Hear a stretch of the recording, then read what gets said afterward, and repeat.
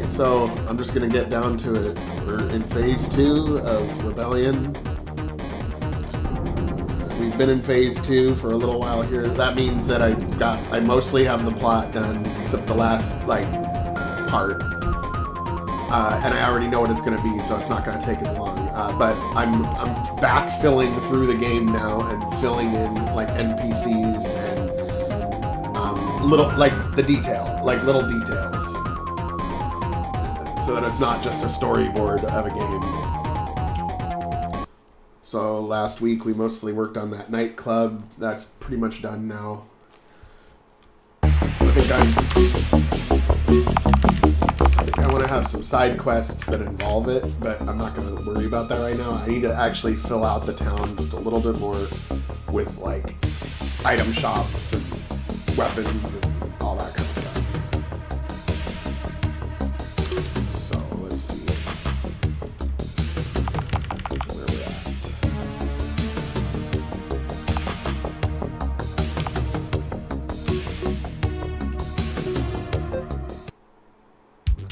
Because I realized that I got to the boss that I couldn't beat because I didn't have any items. I had money, but I didn't have any items or to buy in this town when I should have. So I'm gonna make those now.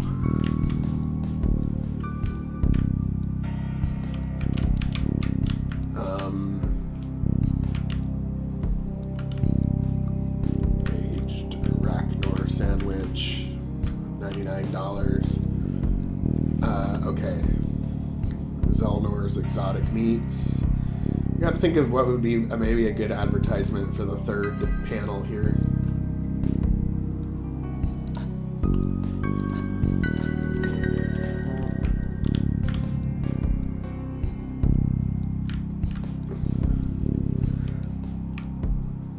Let's see here.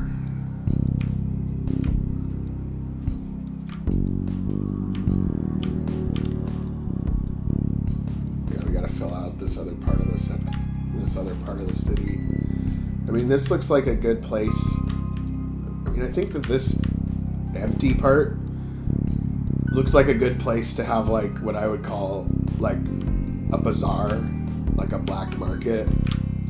And then that way, you know, weapons and armor and other stuff can be quickly bought. And so I don't have to build, like, a separate building for each one, and then we can kind of kill two birds with one stone here. I'm just thinking kind of like a night market type thing.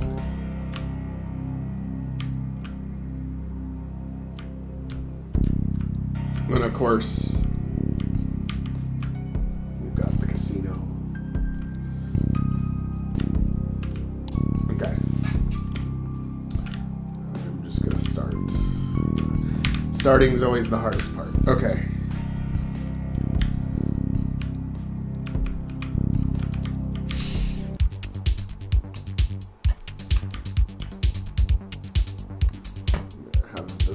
The casino music in the background now.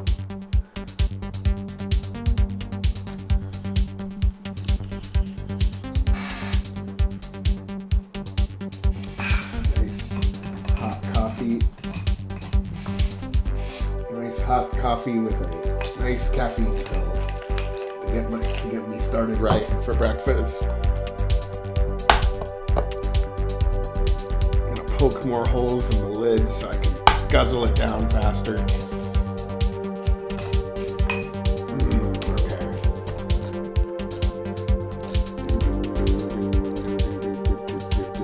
Okay, so the thing is that because I've been making, like, if I was making a new city from scratch, I think I would do it as a parallax map now.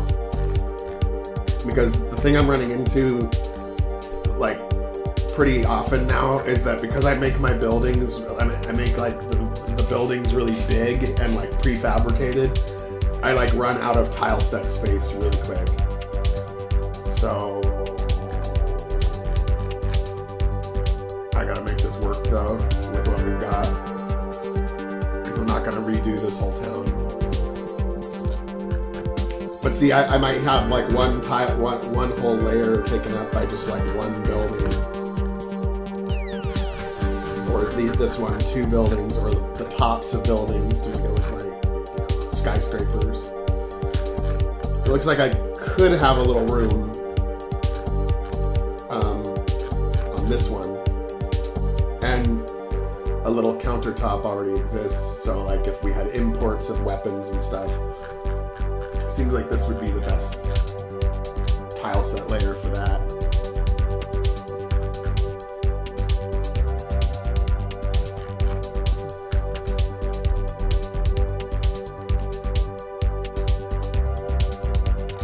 And I'm thinking something, a structure similar to this.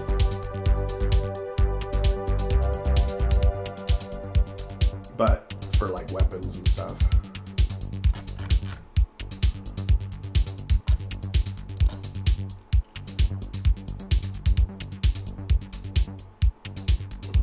But something a little more fancy for the roof.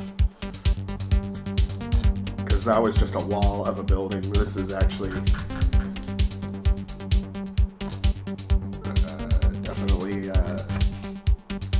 I definitely want like a nice little market here with like lots of little shops that are all weird and shit.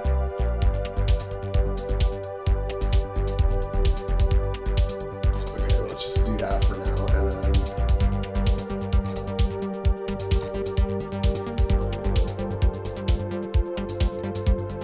let's make the roof a little bigger.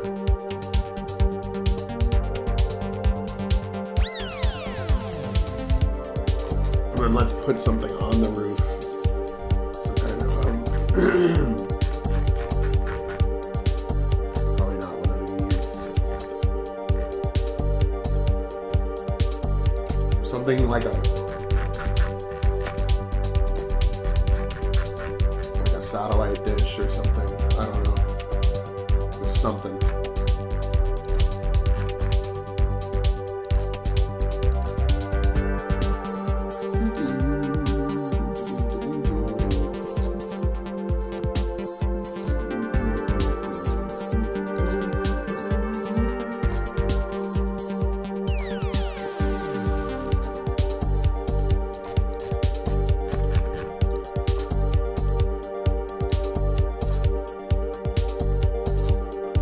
We're not going to have hot dogs on them.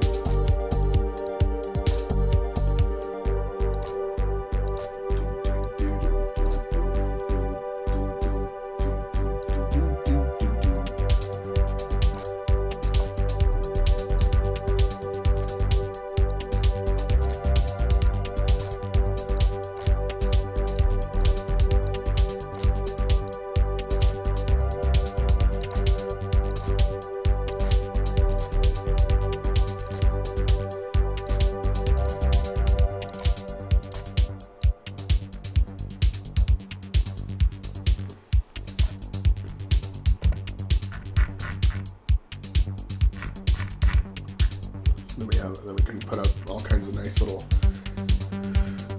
like business names like Zeke's, Deadly Weapons, or other shitty names like that.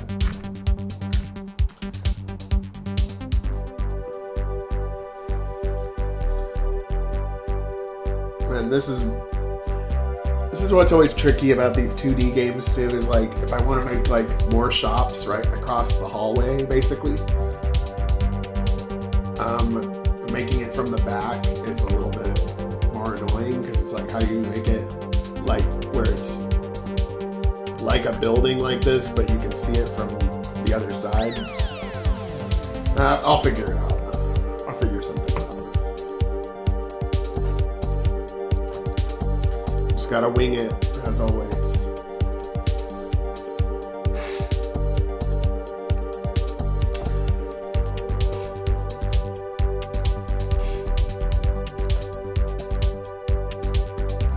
Ooh, I like that. Has like an alternate trim on top.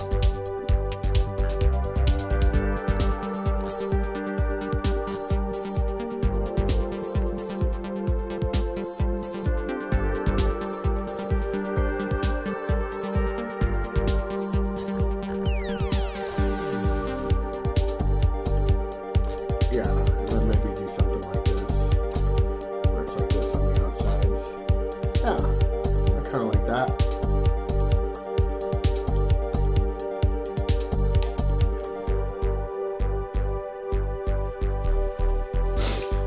Oh yeah, that was another thing I was gonna add is like rats running around in the city.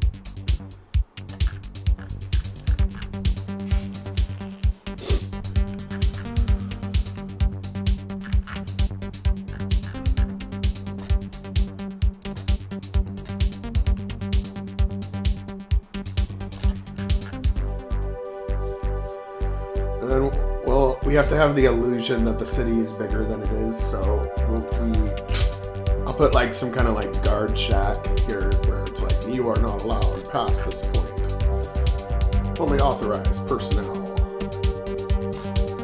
may enter.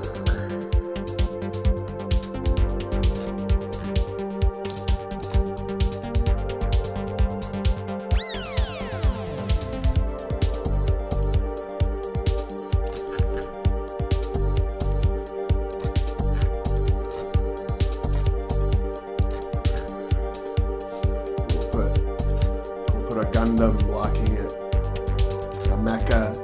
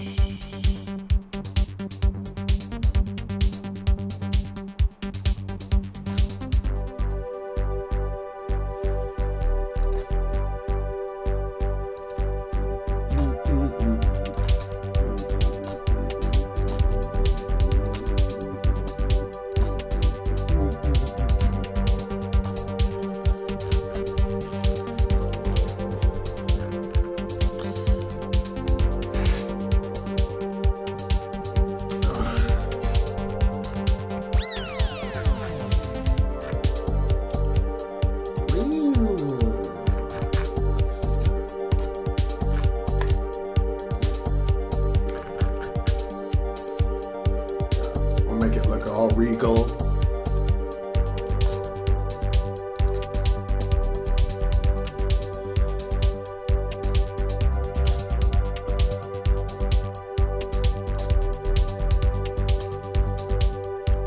Actually, I'll put them on top of the roofs.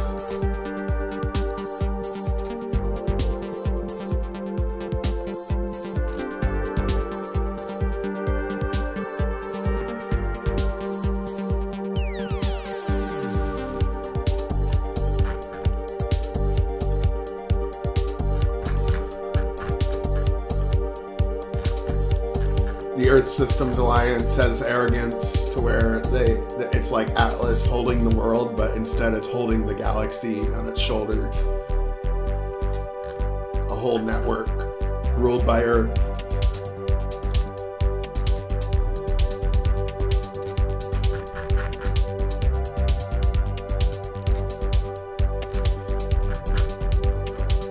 kind of like it that Earth is the bad guys in my story.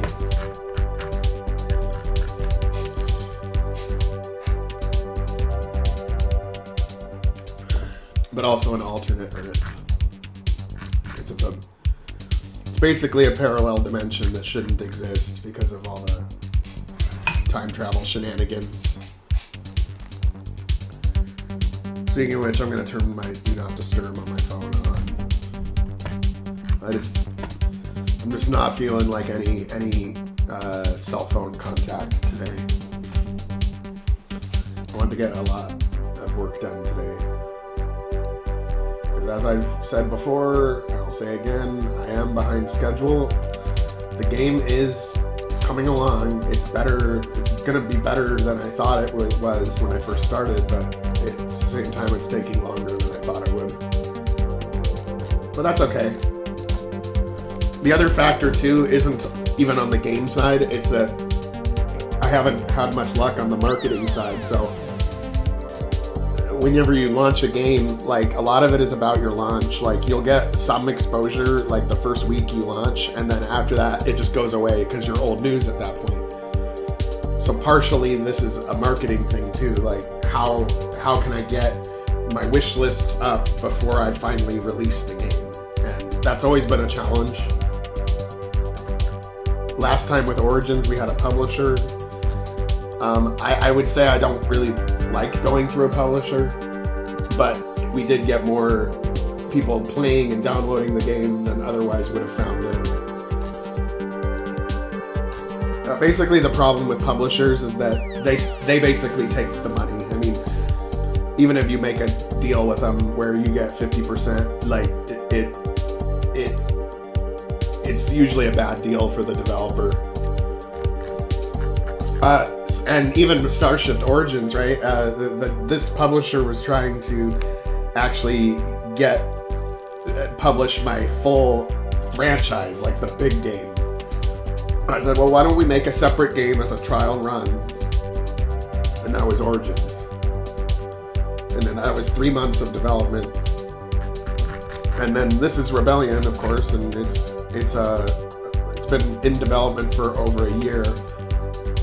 And it's definitely a big step up from Origins, but we don't have that marketing side because we're self-publishing, and no publisher that's come along has really either thought that this project was viable, or they want full control over it, and I don't want that.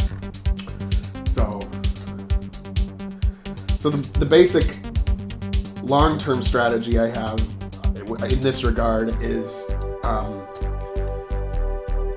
we just keep making episodes, keep upping the ante with each one, and I think at some point one of them will break through, and when one of them breaks through, they all break through. Because if somebody really liked one of the games and the stories are all connected, then they'll want to go and play the other games. So once Rebellion is under our belt, I mean, we already have Starshift Freelancers right after Rebellion. That's done. Like the story part is done, but I have to enhance the graphics and stuff like that. But the actual story is done.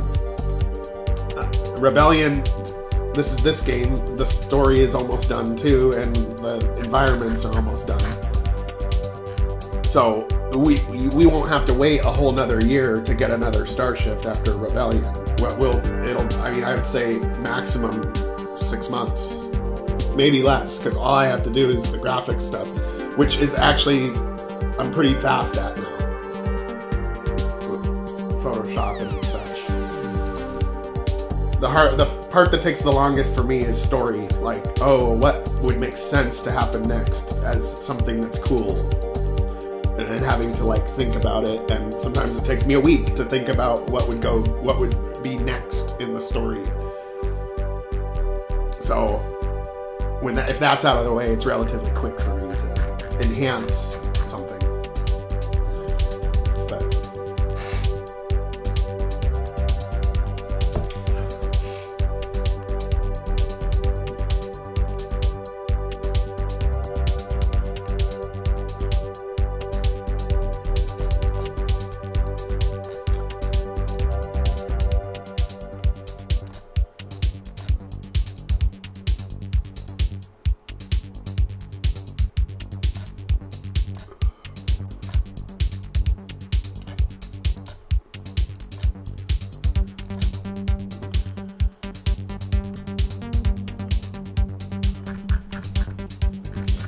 Also, something else that's cool. I'm gonna be reviewing a game on Monday called The Dawning Clocks of Time. I started working with that developer because that game was made in VXAce, but the developer like converted it into Unity, and so he's making a launcher for me. I helped him I'm making some maps for him, like some tile sets, and then he's making a launcher for Origins and Rebellion. So that'll be cool. And so I don't know. I always like when I encounter other devs and we can work together for common goals.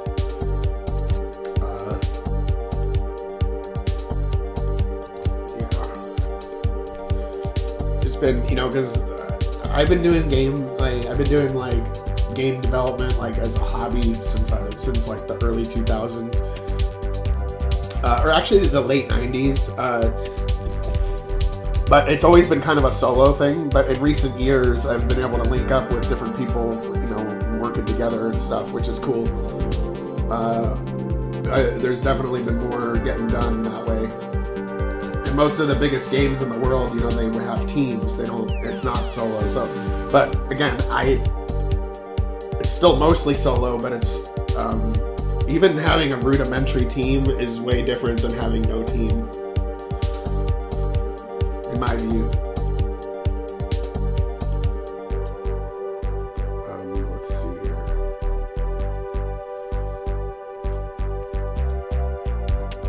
Yeah, I want to kind of convey that there's a building like this on the other side, but you can see through it. That's what I might make like a semi-transparent mesh that goes over the top of it, or something like that.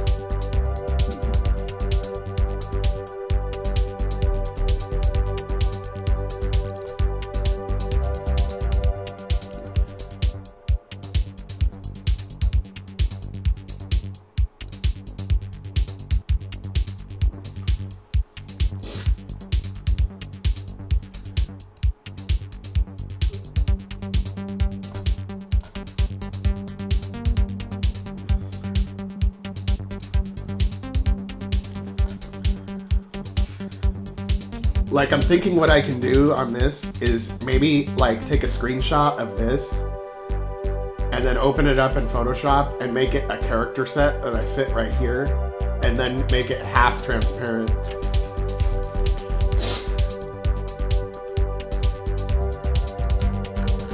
That could work.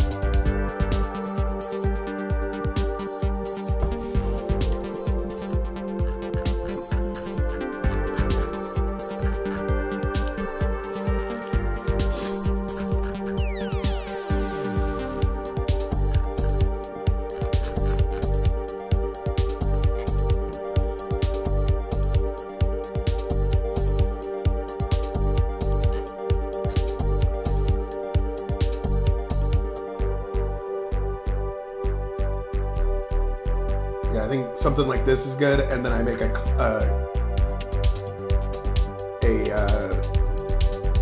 transparent version of this as a character set over the top of this, and I think that'll work.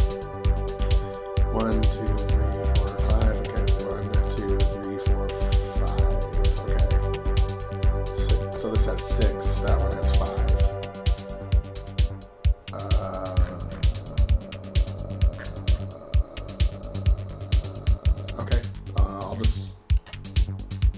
Crunch it up by 1, make it easier.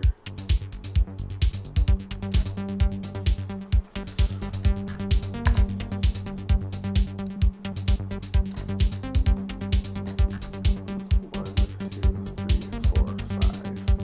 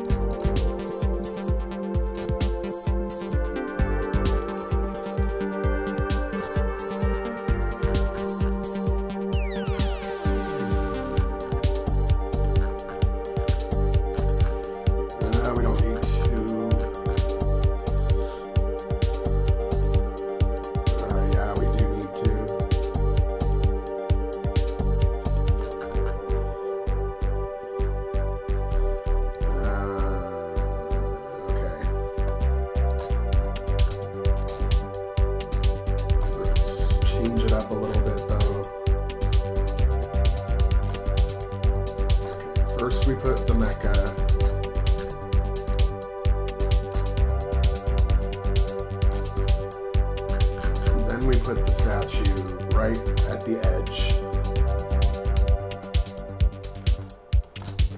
One down from the edge. And we do one down from the edge here too. That looks okay, I think.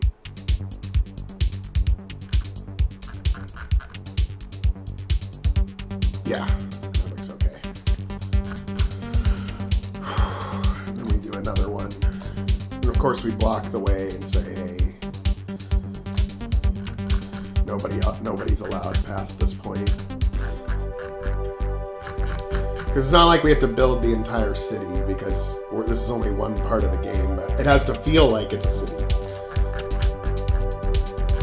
That's part of one of the skills of making an making one of these type of RPGs without it being an open world. You have to like make the world feel bigger than it really is.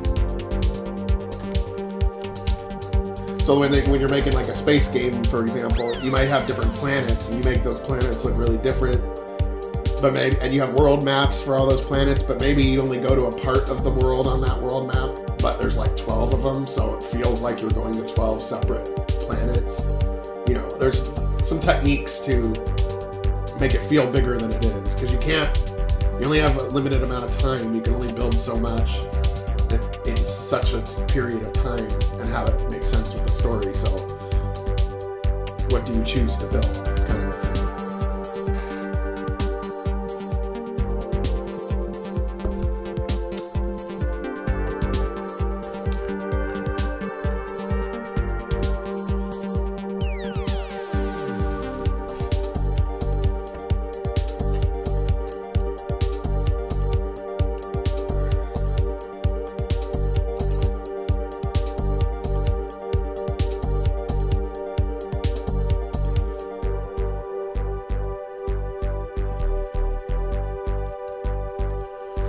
Put one more shop on either side, and then change the colors of the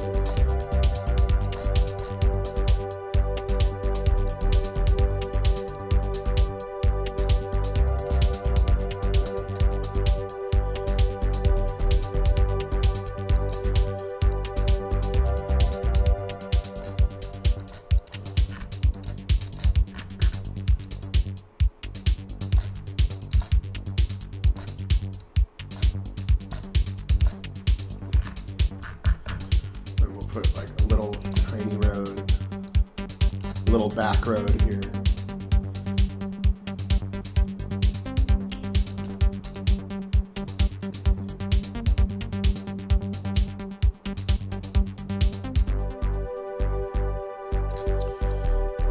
Maybe you might as well make it look like it's a city block or something.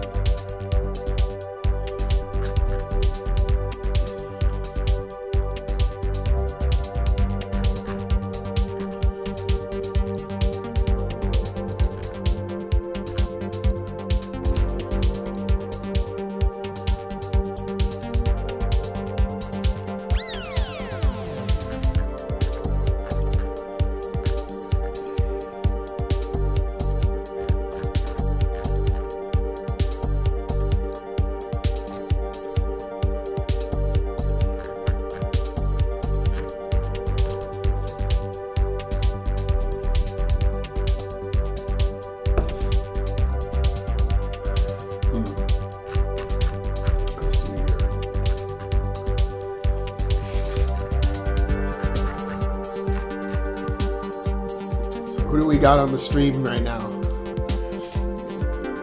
All of you are quiet. It's okay if you just want to watch.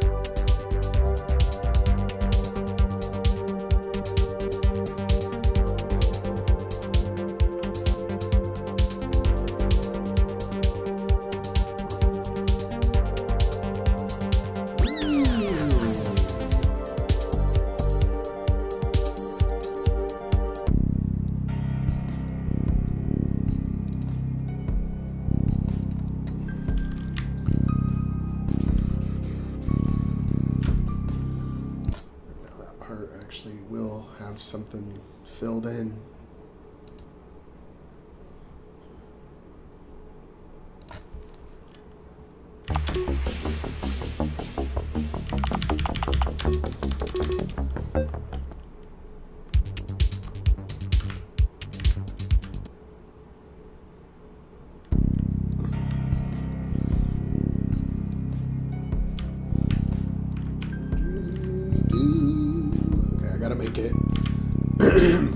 Gotta make the bright lights of the signs and stuff like that. Gotta make the vehicles light up like I do on the other screen.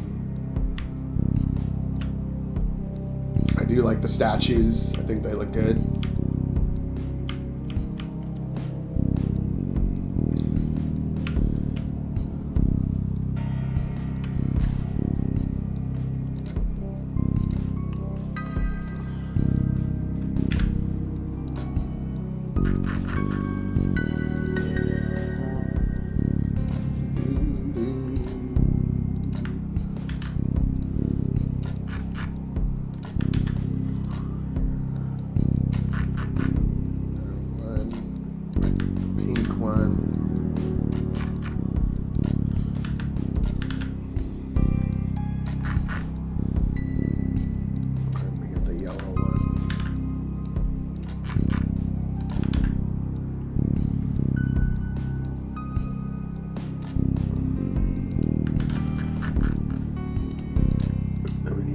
The same color as the flashlights.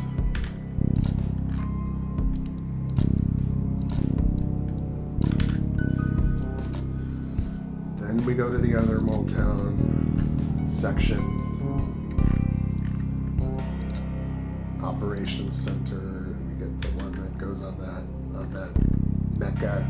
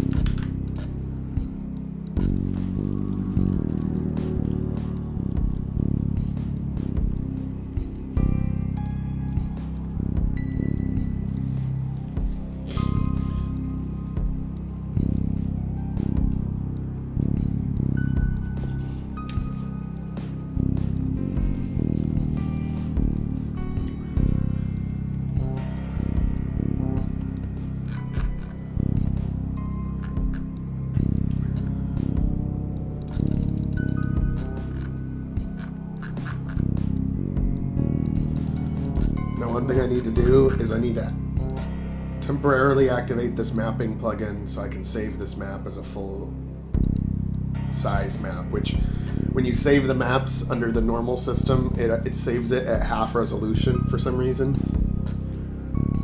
But when I use this plugin that I use for almost nothing else, I can actually save it as a full size map, like straight up. And then I can easily cut that piece out in Photoshop.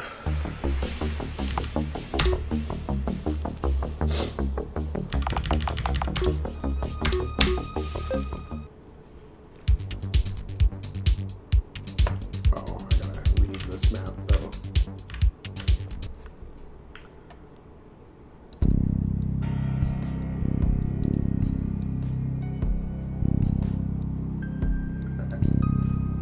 Export whole map.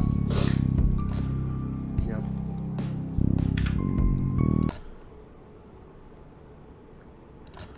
We can turn that plugin off.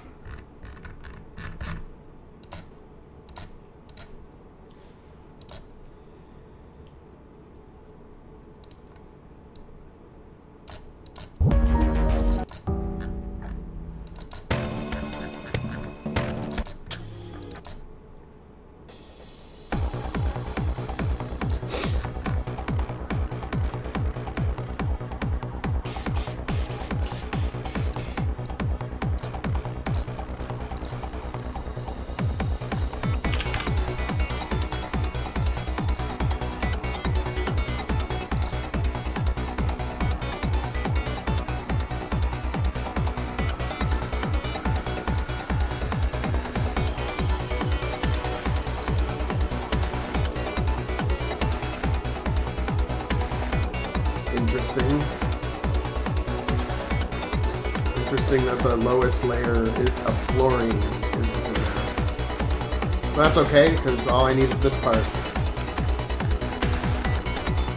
How many squares across do we have? 1, 2, 3, 4, 5, 6, 7, 8, 9, 10, 11, 12, 13, 14, 15, 16, 17, 18, 19, 20, 21, 22, 23, 24, 25. So 25 across by 1, 2, 3, 4, 5.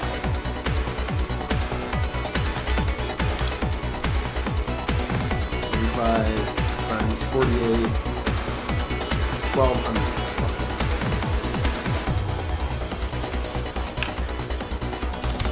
So we do 1,200 by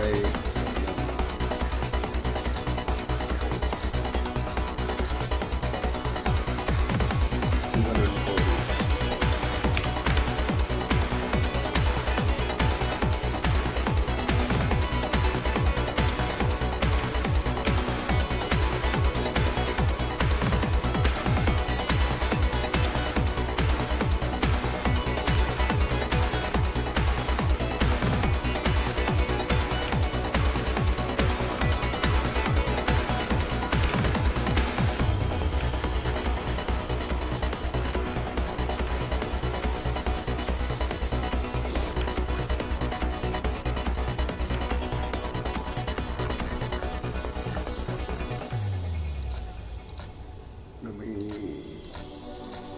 Then we do 300% by 400%.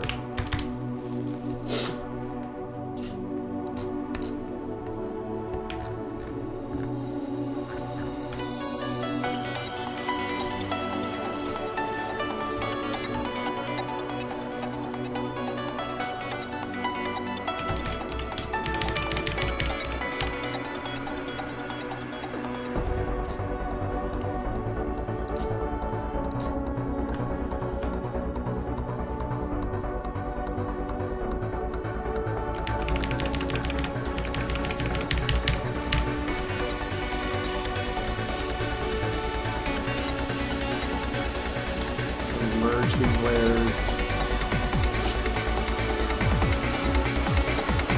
I don't know what percentage is right, so let's start with 50%. Okay.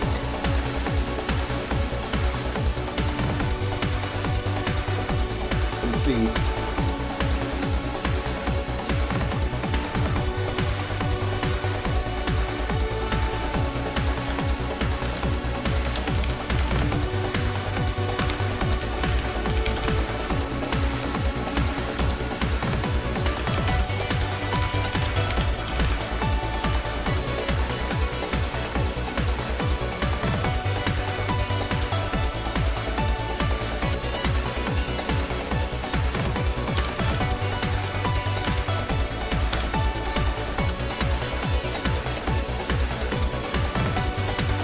Let's put it right in the center here.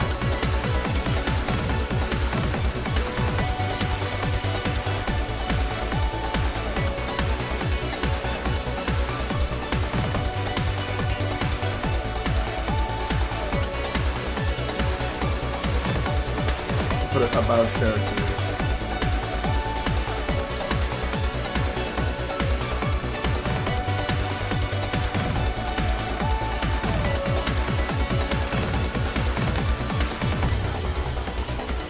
We gotta get the colors for these.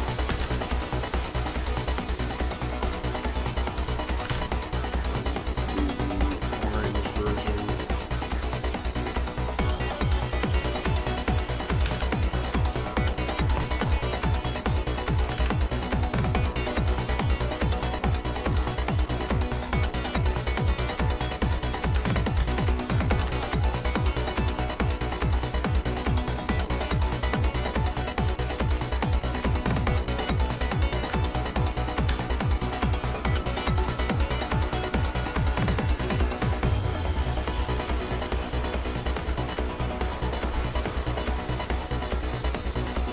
Purple version.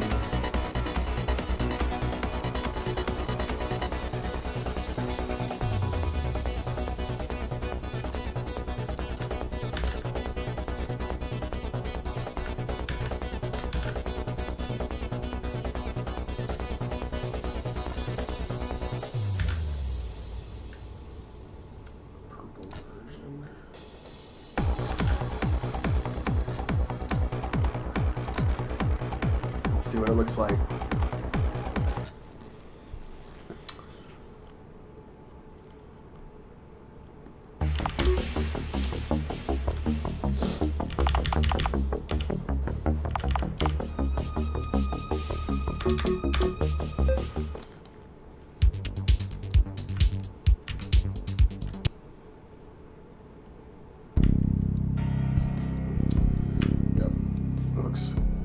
Cool, actually. Looks like a nice,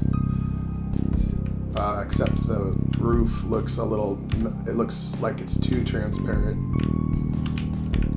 Like you can't really tell that it's a roof on top.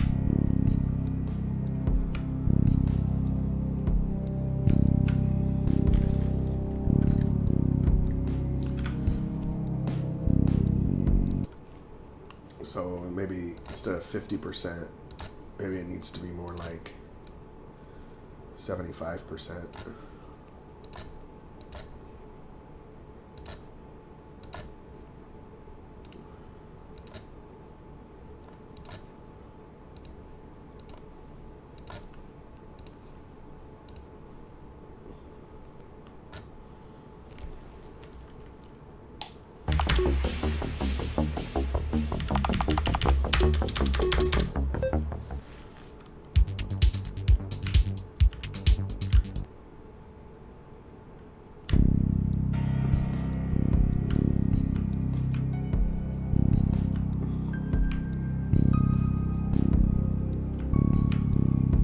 Kinda.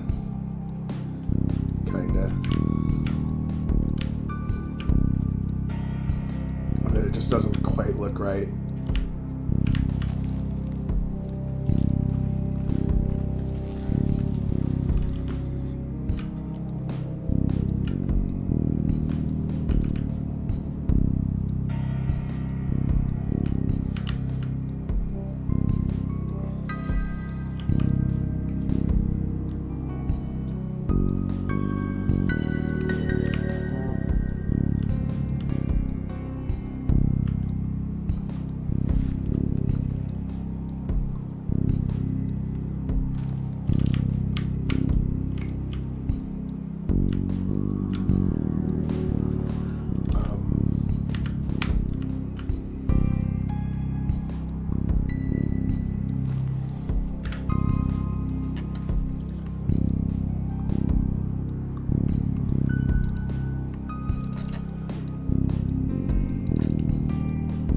Put a character underneath it and see what it looks like.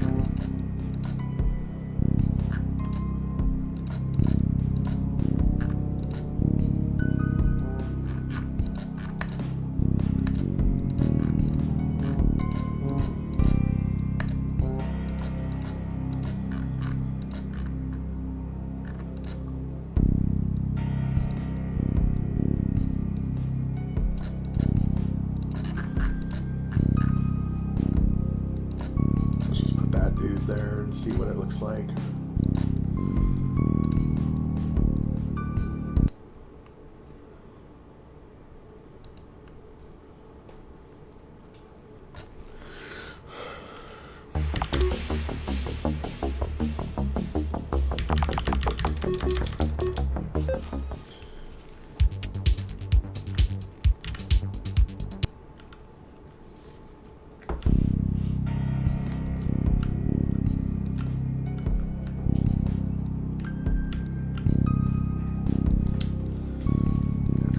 See him.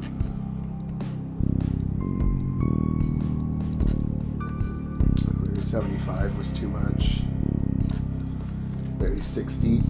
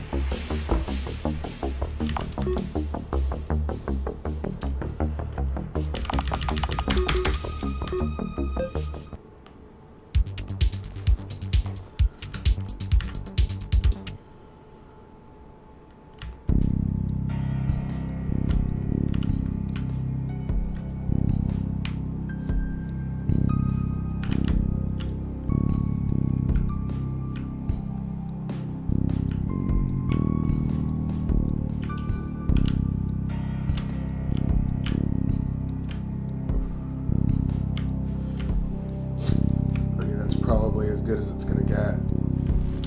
The only other thing I could do, but I'm not sure I want to go through the effort, is having it look opaque, and then when you walk near it, then it turns transparent, you know, for each one when you get just close enough. But that could be more of a pain in the ass to do.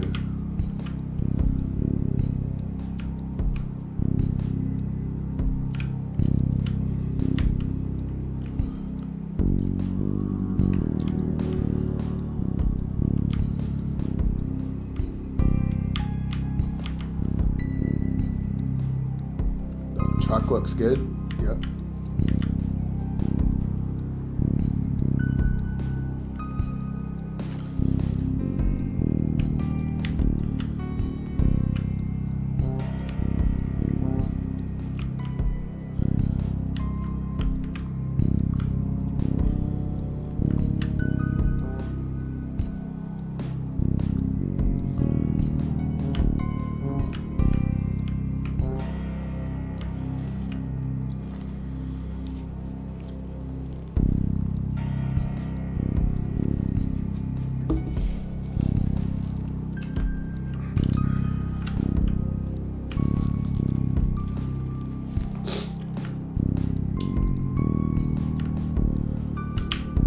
I think for the statues, I need something like a spotlight on them.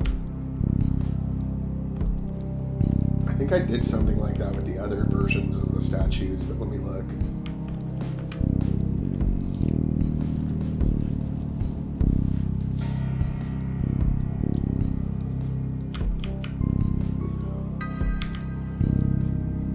I think it's just a general glow, but this is different because it's right next to the building, so it's like the building is providing that glow.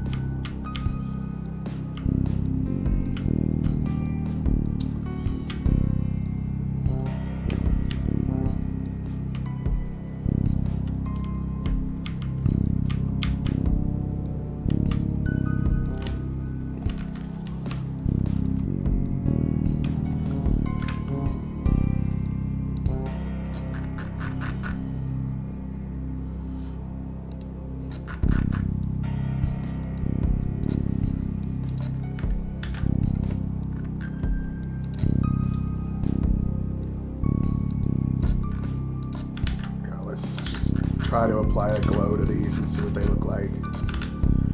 I think it's going to look good.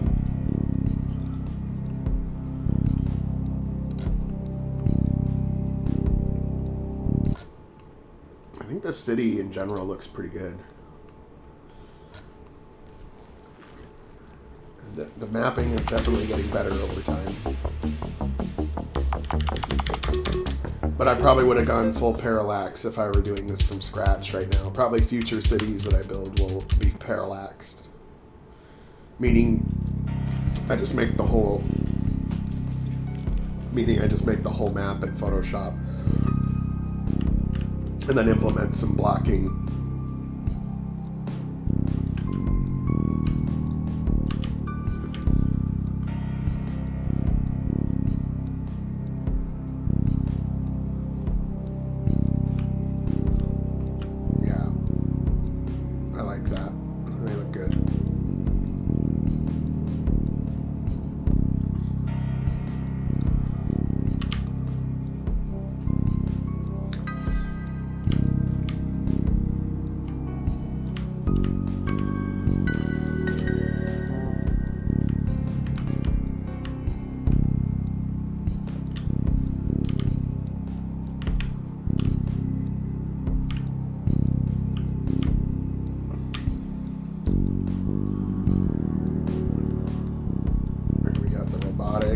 Place, we got the memory dealer, hot dog guy, last time we set up the loan system.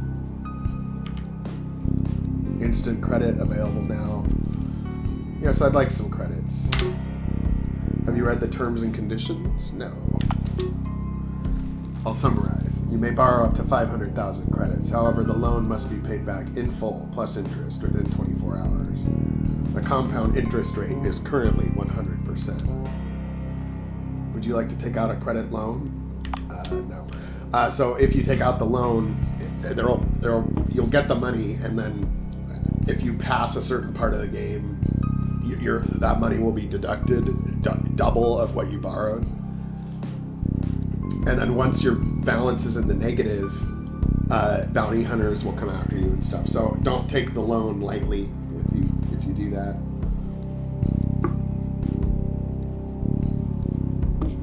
I think I'm going to make, because in this part of the game you have to earn 100,000 credits before Zerk will speak to you.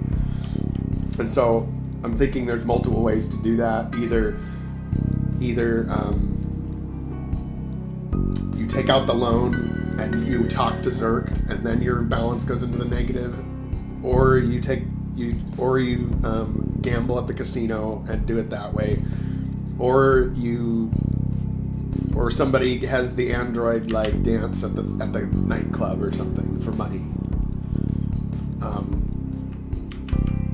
or some other some other method. And then potentially there's the ability to make a lot of money, like maybe you take out the loan and then you do something else where you bet a lot of money and then you get double, and then you can pay back the loan. I don't know.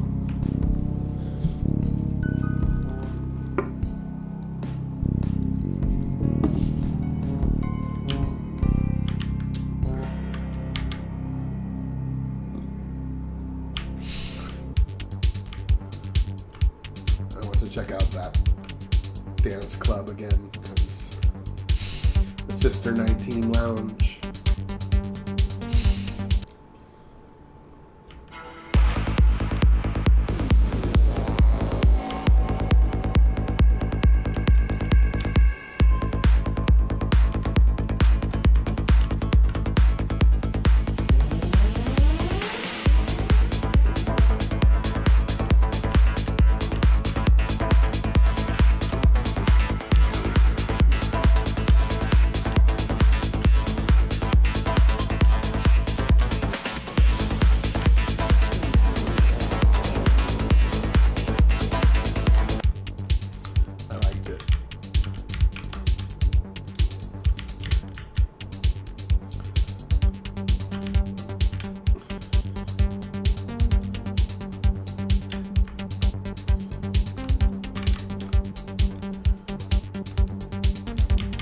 Donger.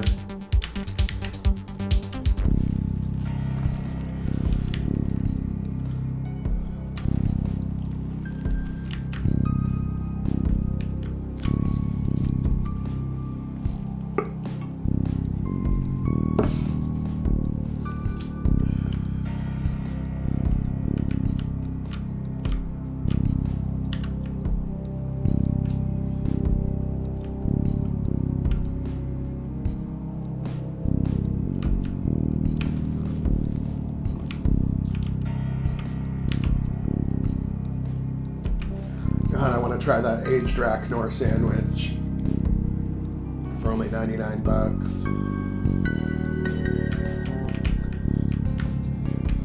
Okay, now we need to put some businesses up here. The most obvious would be weapons, armor, accessories, items.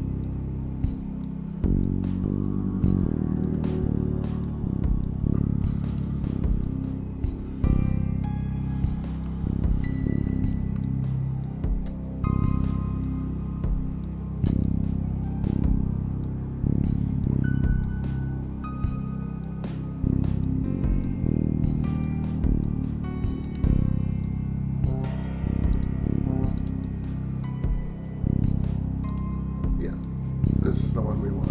And then we have just got to make up some business names.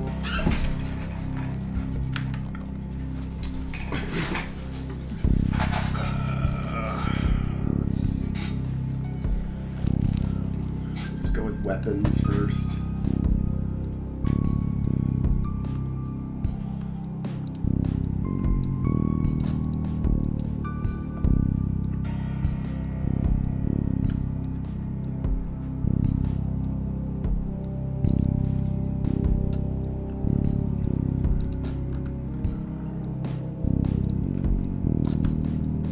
Call it Wade's weapons.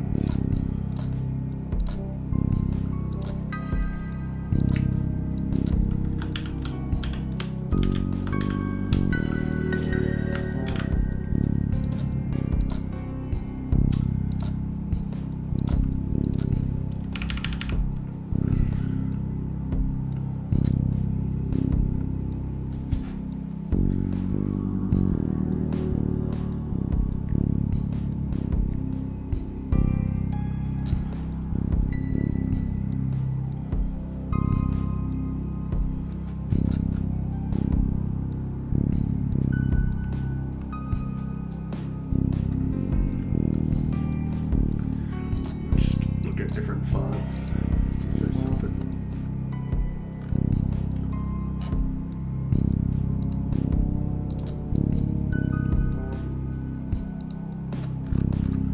Something weapon-like.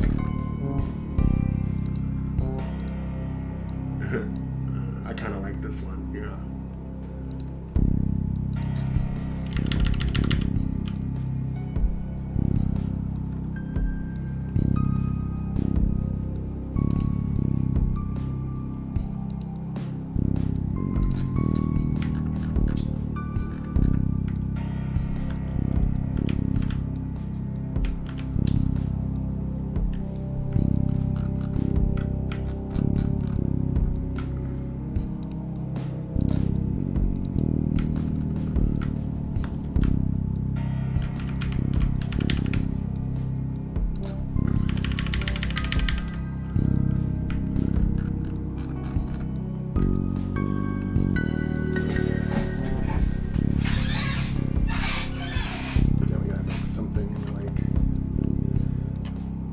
Weapon transforming into something.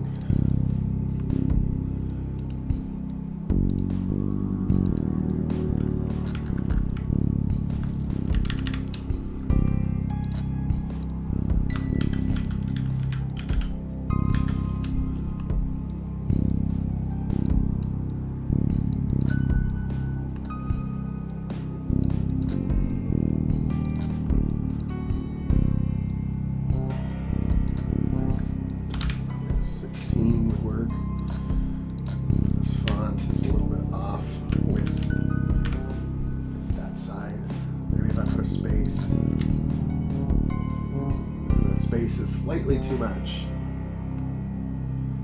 Just can't win. Here's what I can do.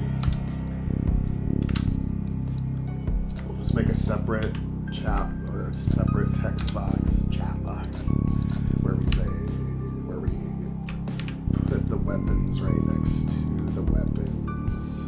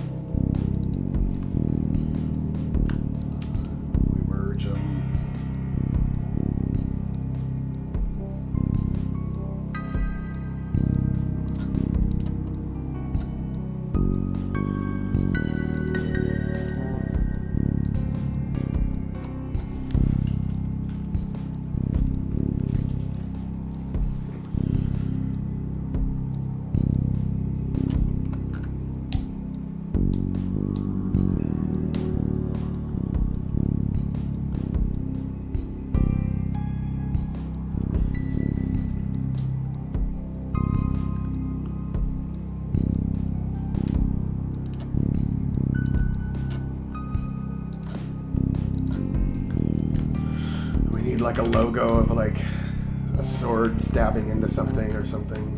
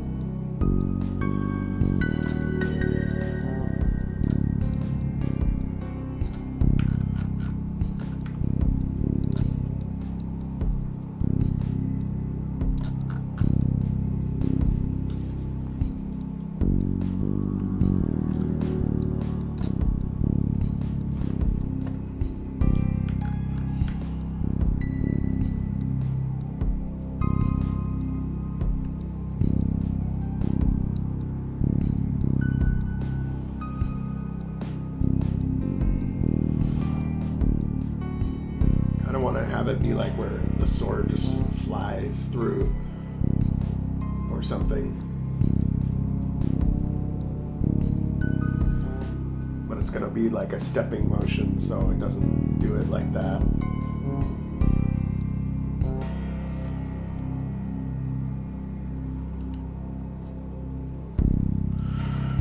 Something more simple. It like rotates or something a little bit.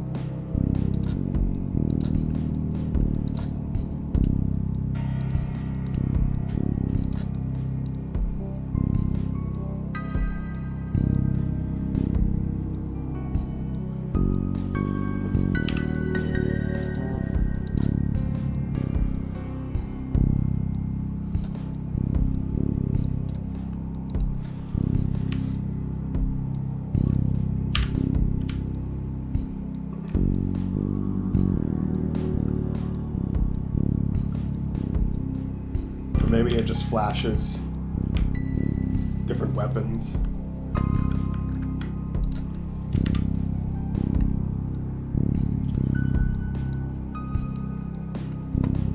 Like we got a sword and then we do a different one and then a different one. That might be the simplest way to do it.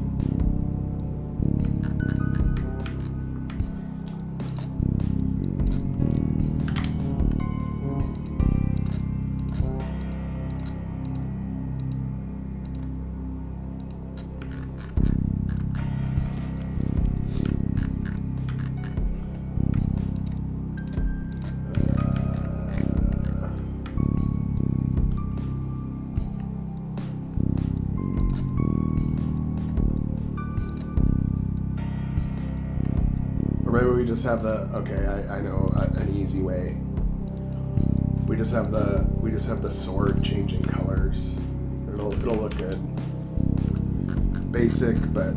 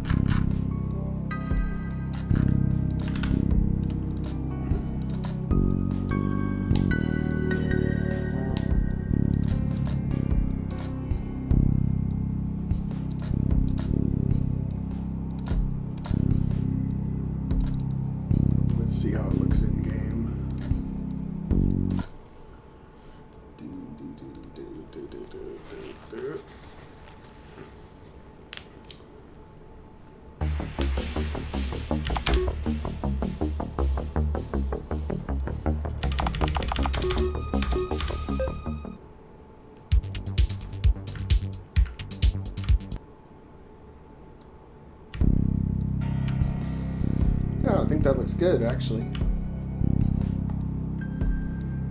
Looks good to me.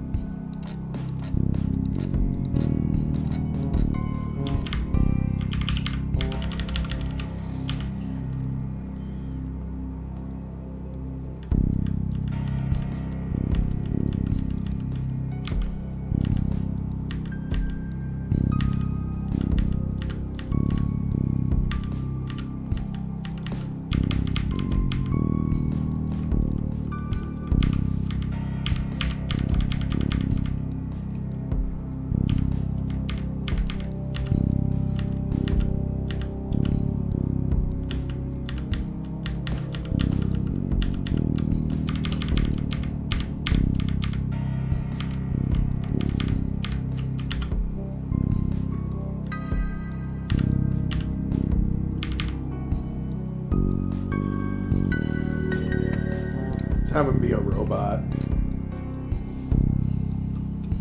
It makes sense that a lot of the shopkeepers would end up being robots in the future.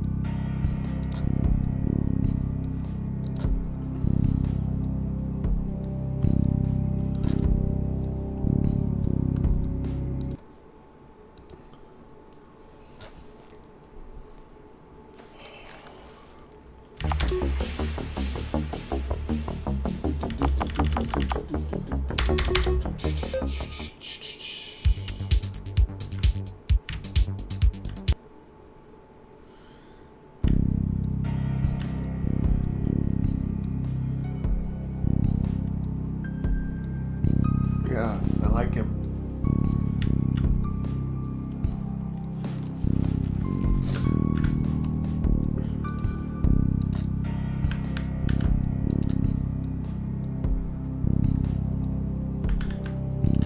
Let's see what happens if I intersperse other items in with it. If it looks like a big chaotic mess.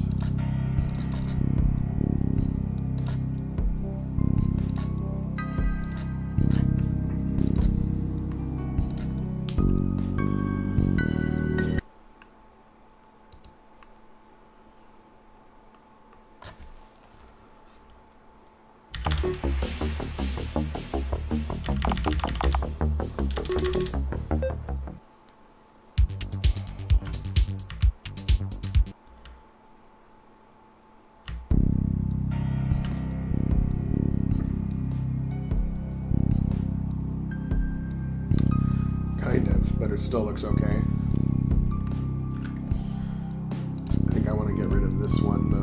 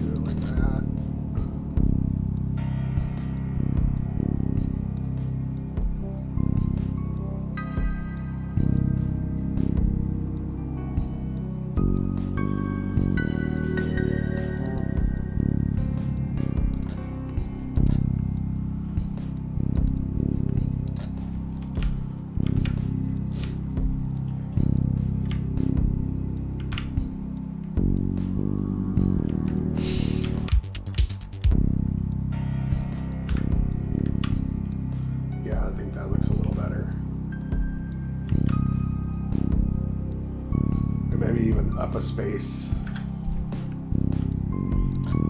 like this.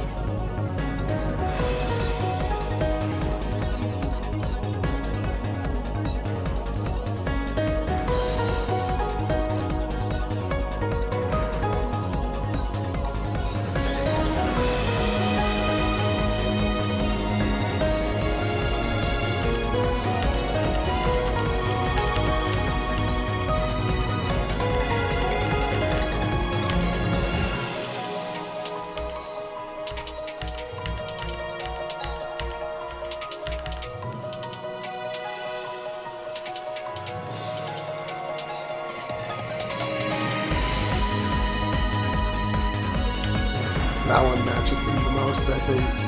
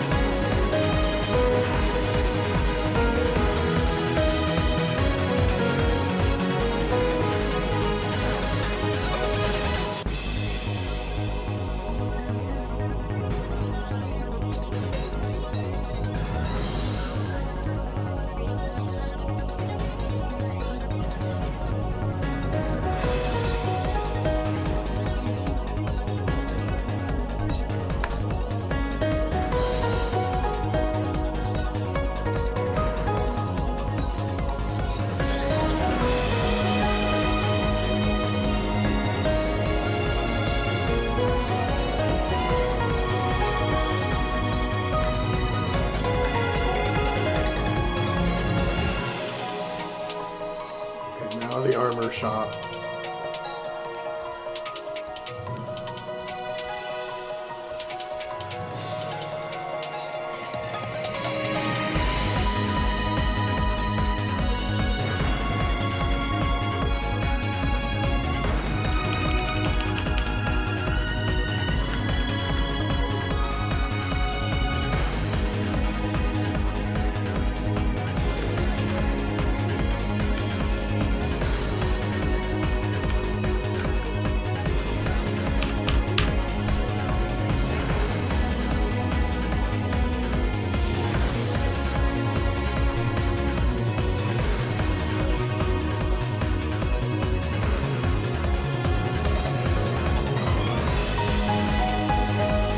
Call it, instead of armor, we'll call it gear. Somebody is offering you gear. What's their name?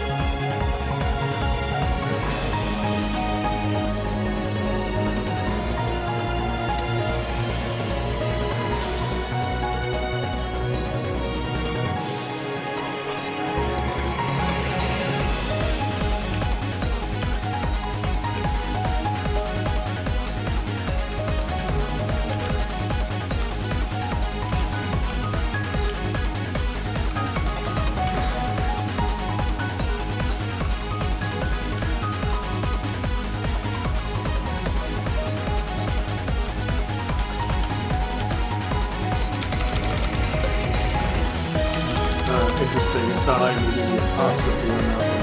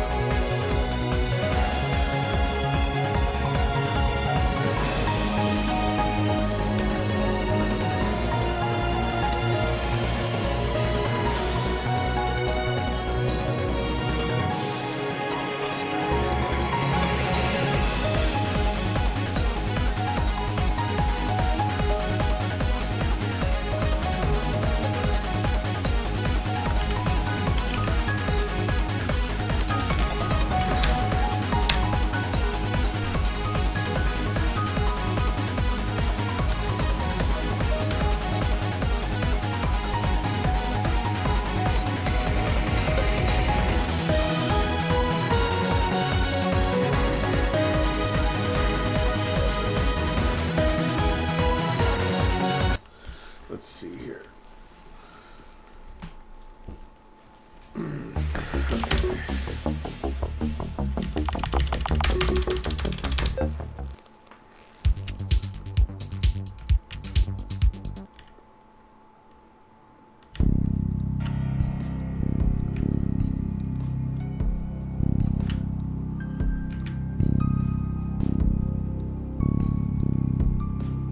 Too much gear, too fast.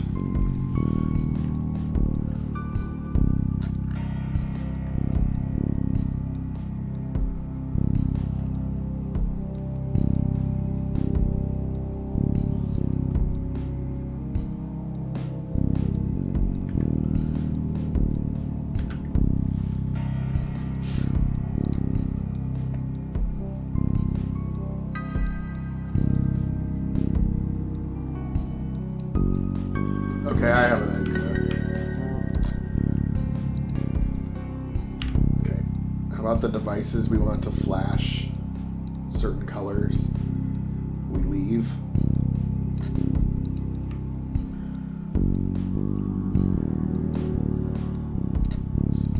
The helmet.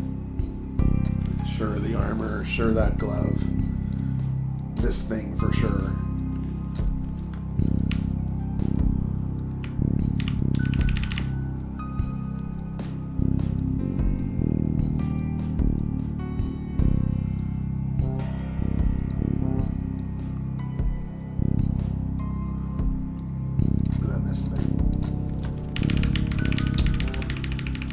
Stick with these items, and then but we'll have each of these items flashing at different colors, and I think that'll like do the trick.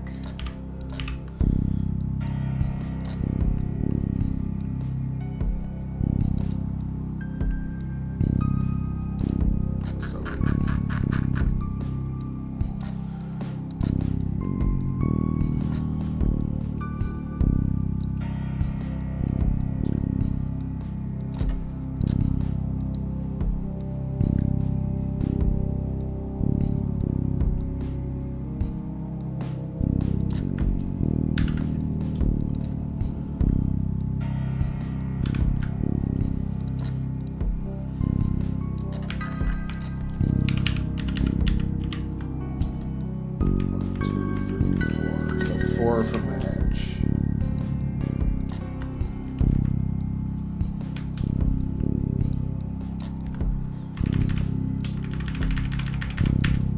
One, two, three, four.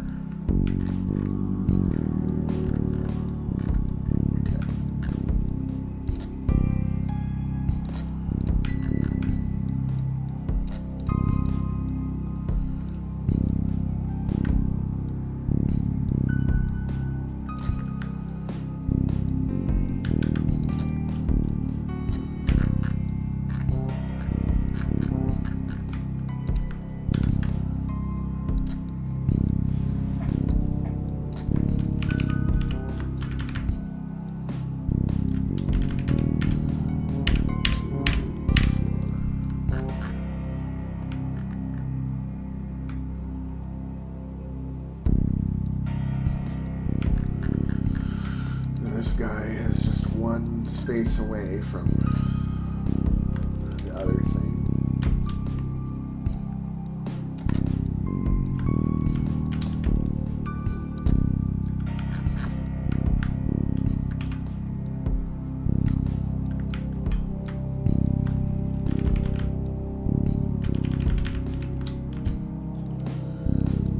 Just one space away, and then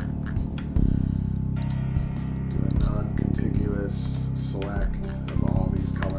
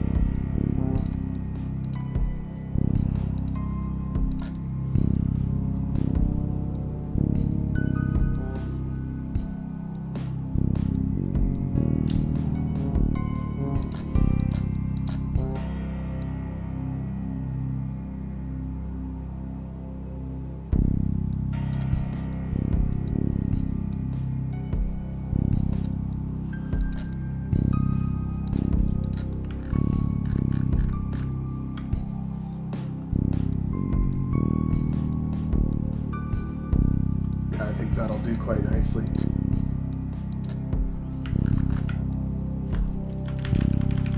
Uh-oh. No, I need to duplicate it. Make it one space away from the other one.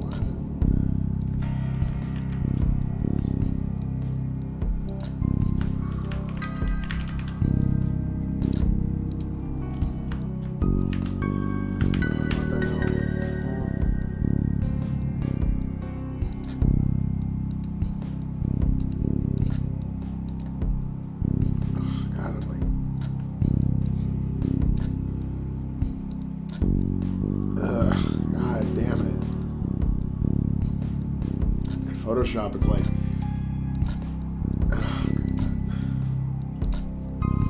it's like if you accidentally like click your mouse on just the wrong part,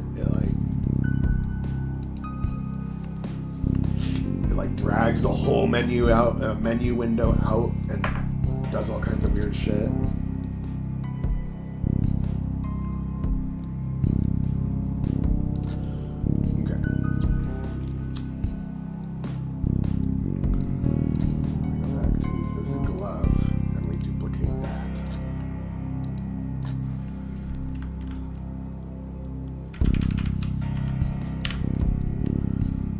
Space away, non-contiguous select. Change that. Let's change it to go the opposite way.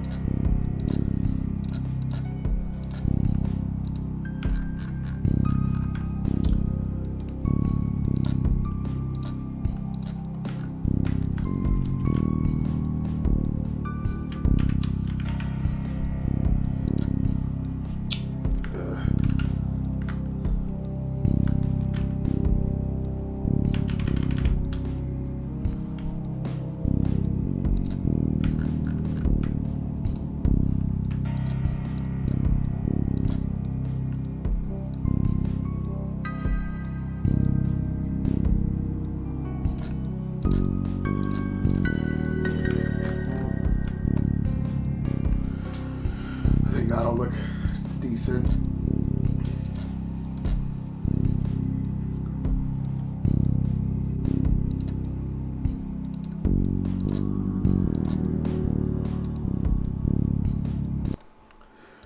Let's see.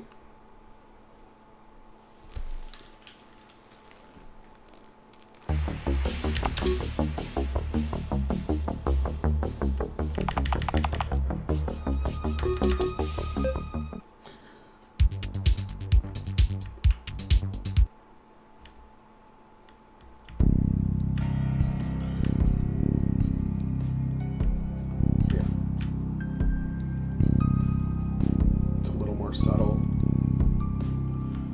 although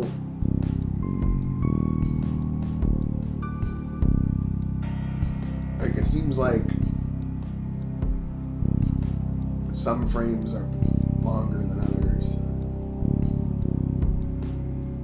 yellow frame, one where it's yellow on the bottom.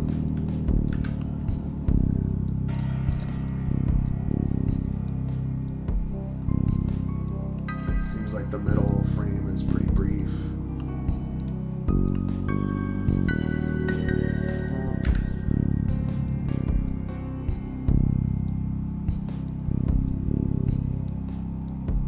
Still looks good though.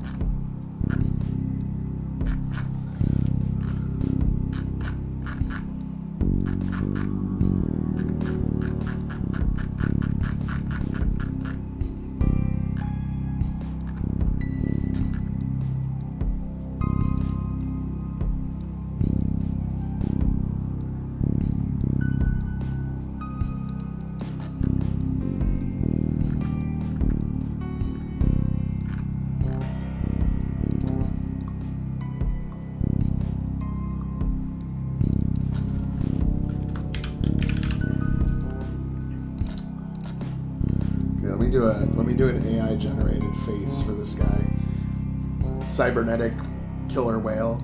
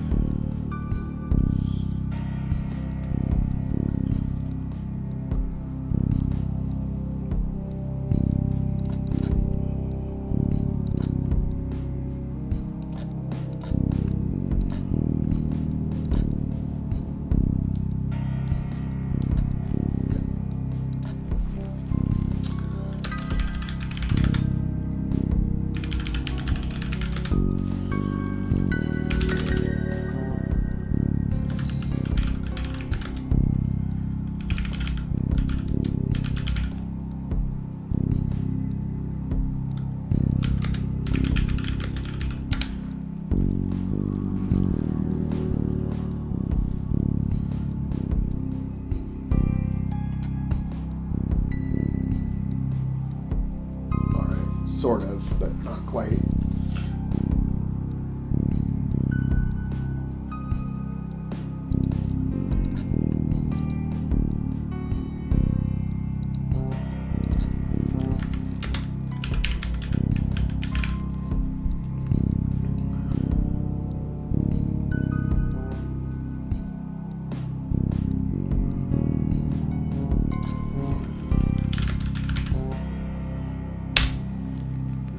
Illustration of a cybernetic humanoid killer whale's face. Let's see what we get.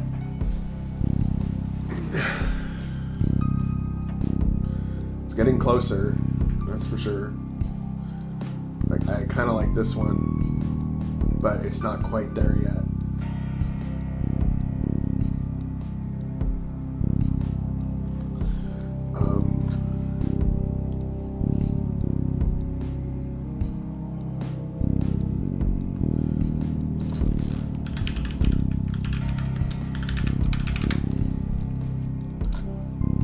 detailed illustration of a futuristic sci-fi cybernetic humanoid killer whale's face.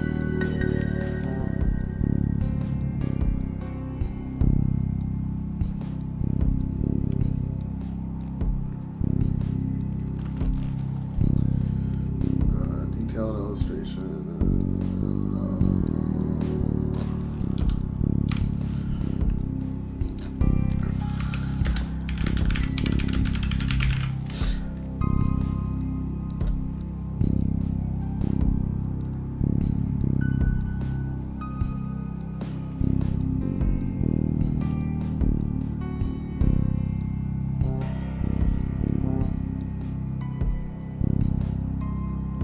Kind of like this one.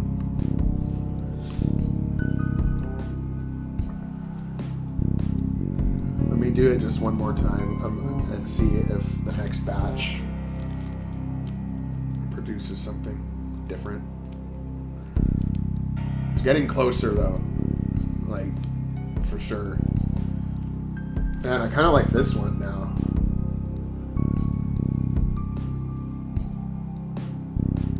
And I could also use some of these for different aliens too. Let's see, do I like that one more? Do I like that one more? It's hard to tell. Or this one. God.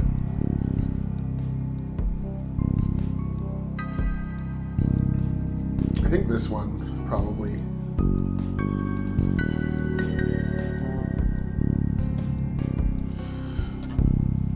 Use this one.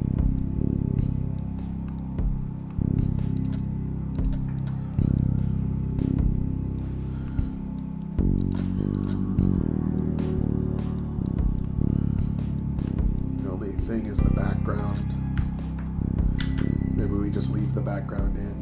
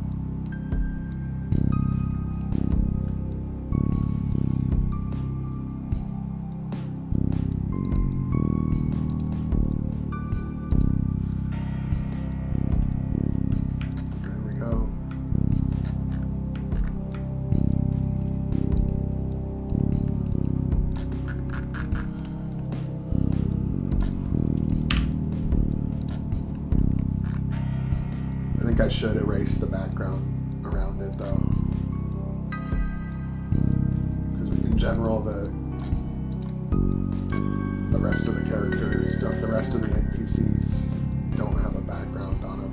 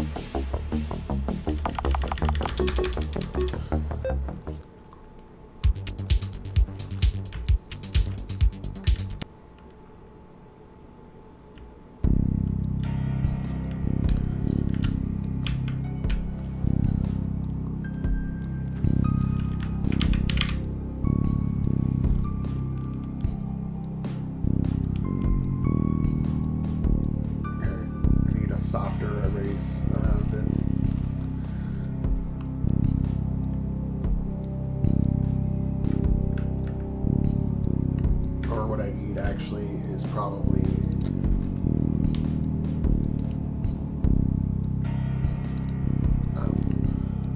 make a stroke internally.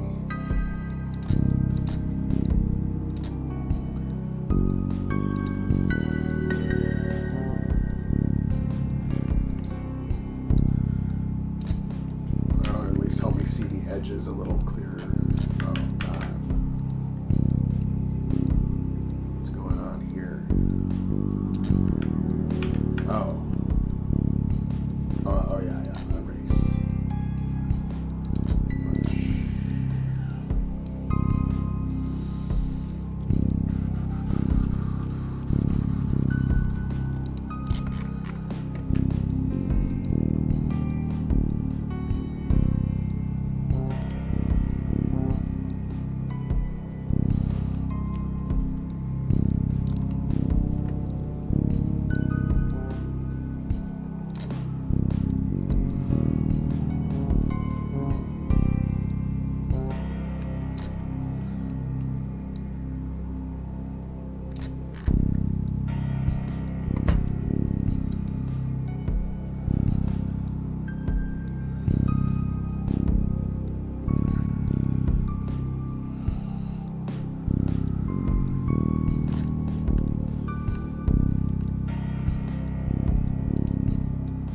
There we go. I think that'll do.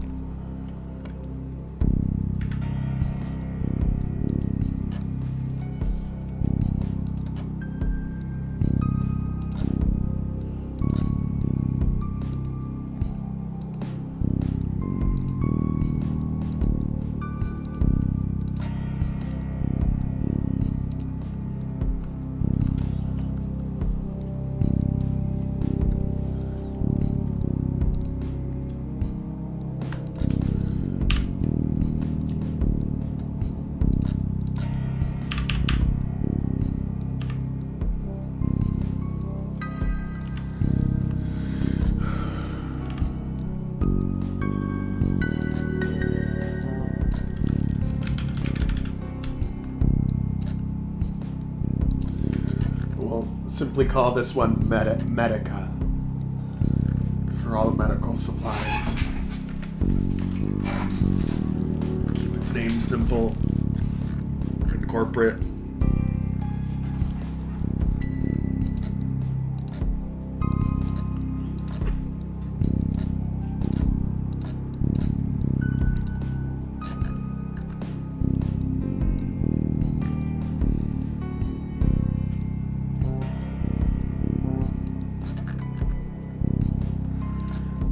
Let me look for some nice fonts.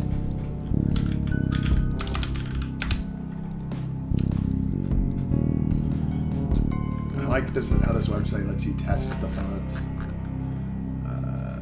Sci-fi.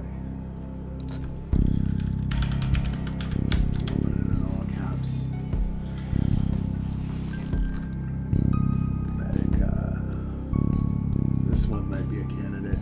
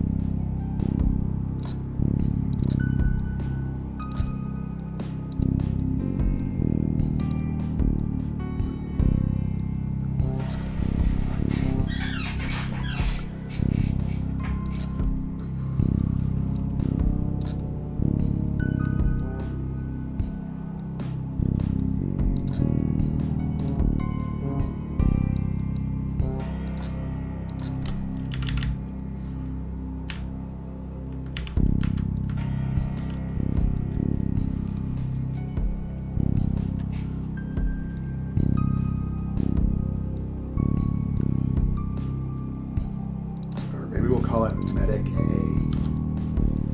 Medic A. I don't know, maybe.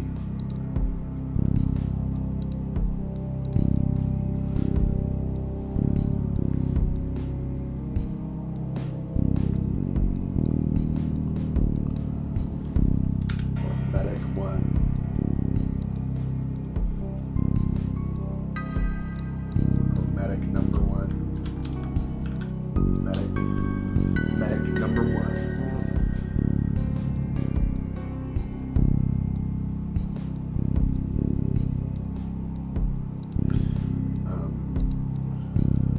I'll just stick with Medica because it sounds like it's trying to be like a trendy corporate name.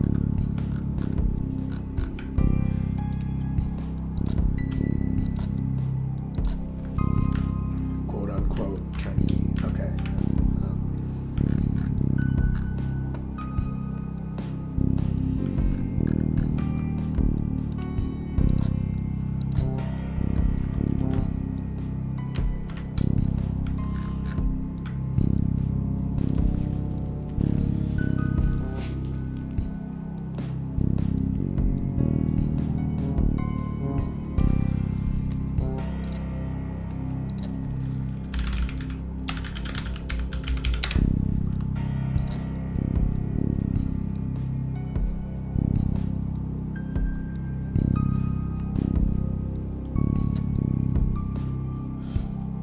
It is weird how the medical symbol is like a snake like crawling up a staff. It's kind of weird. With like when you think about it.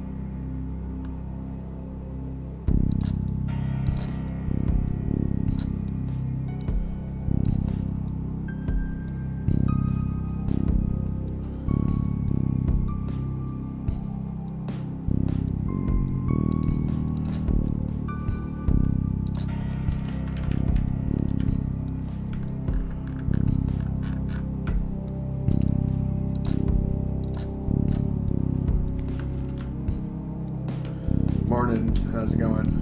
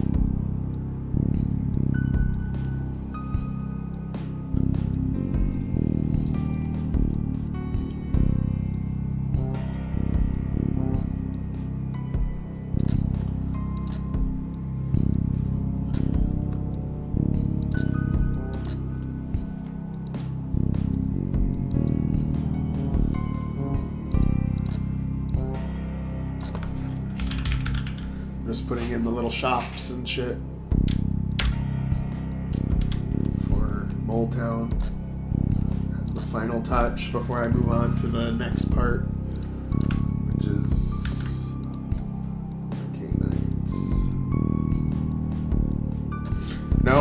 No, it turns out the Malarian code is actually, I mean, they're the good guys. They're the only way the reason why when you encountered the android in the beginning of the game and everybody was dead is because the Malarians know that the ESA is working with, or did that to them long ago, and you as the rebels, you've never harmed them. So that's why the android actually doesn't ever go out of control. And in fact, you find 318 more Malarians that get downloaded into him, into the, or her, or it, the android. And that's what allows you to control the ship, the supercarrier. So the Malarians and the Malarian code are actually the good guys. Their memory lives on. That's the tagline of this game. They thought all was lost, but their memory lives on. So, the Malarians are gone, but a bunch of them still their memories have survived through the android.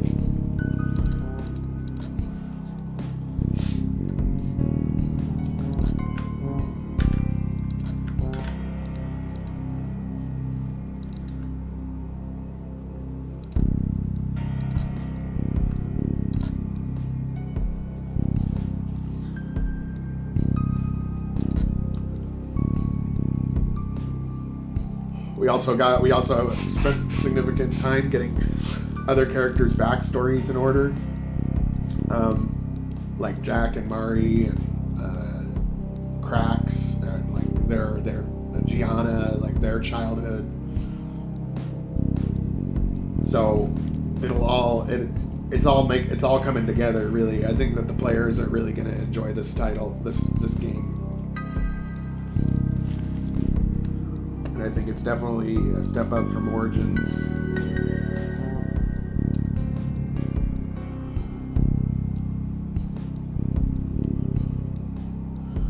Well, yeah, Kern is the main villain, and what's going to end up happening here in this game is he will be the final boss, but it's not really him. He's operating remotely. Right, so because he's an android and he can go into any computer system, and because he has a communications array that has no time lag, you basically fight him as the final boss in Rebellion, but he's still on Earth. He's remotely fighting you, and then what happens is you cut off the communications. So the communications array that allows for him to have that instantaneous communication that far away gets shut down, and you defeat him that way. And so it's like the ending is like he's not dead, but we were able to cause some significant damage to where he'll be back and he'll try to fuck us up, but at least we got him for today, like that kind of thing. So it does actually make sense, like how he could be the final boss, but he survives for the next game.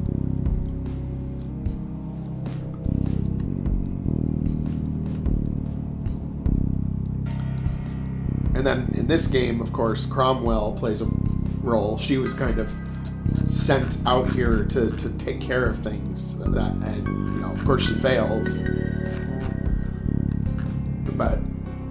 And then Kern is the final boss, and he fights you remotely. Maybe he has some kind of robot body or Gundam thing. I don't know.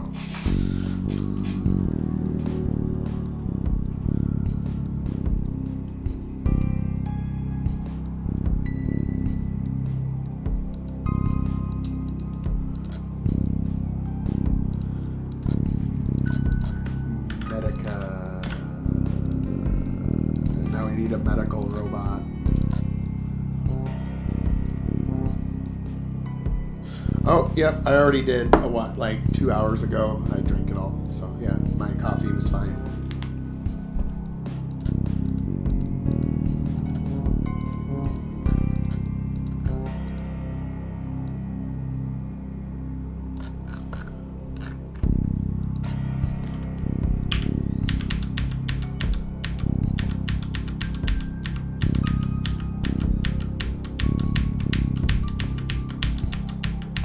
need a medical robot.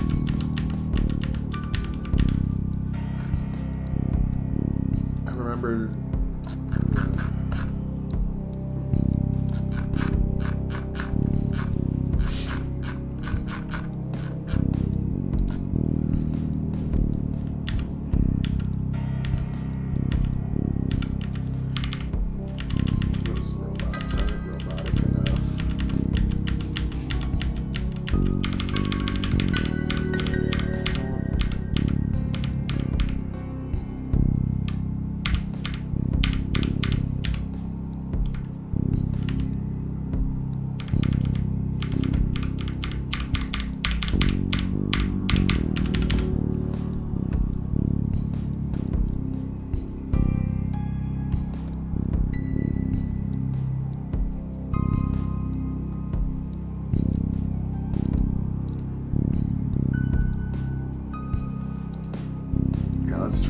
Let's try having a rat with super fast speed, highest frequency,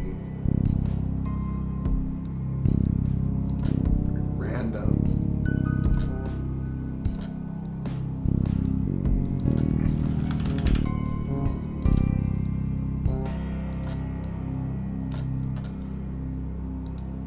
Let's see what this rat does.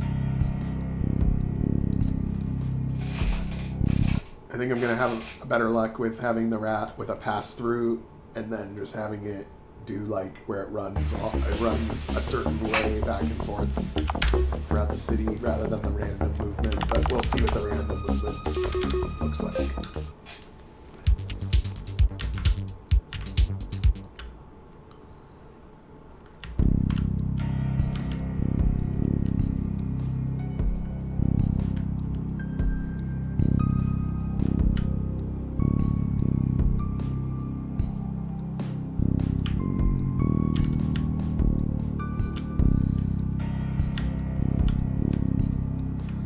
Fast.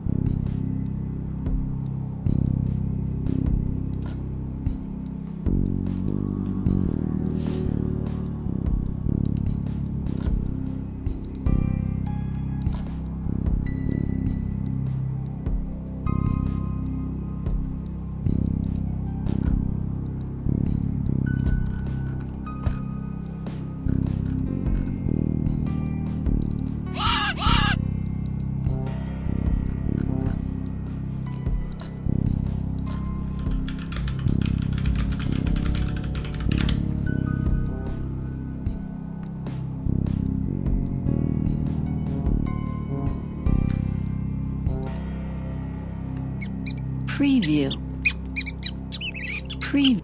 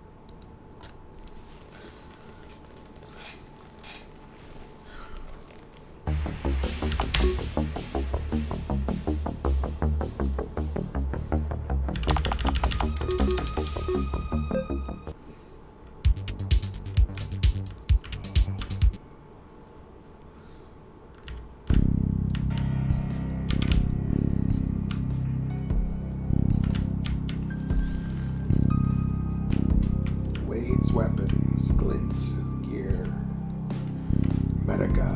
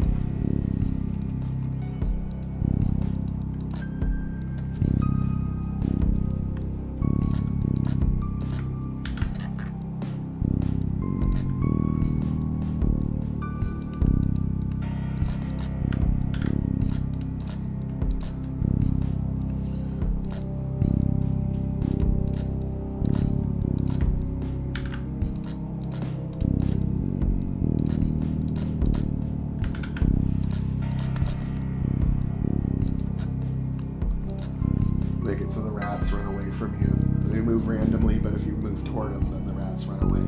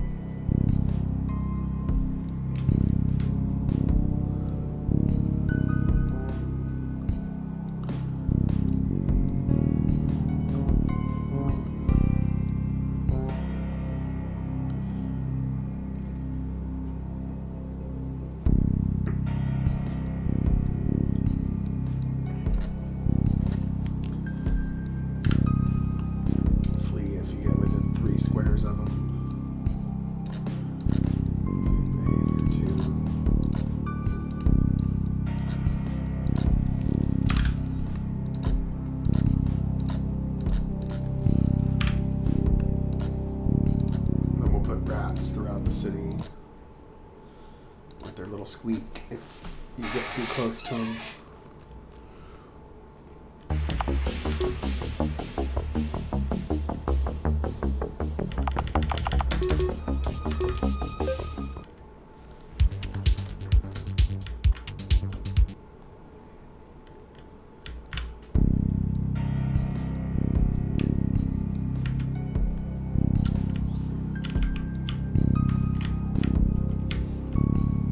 I need to not do the bubble, but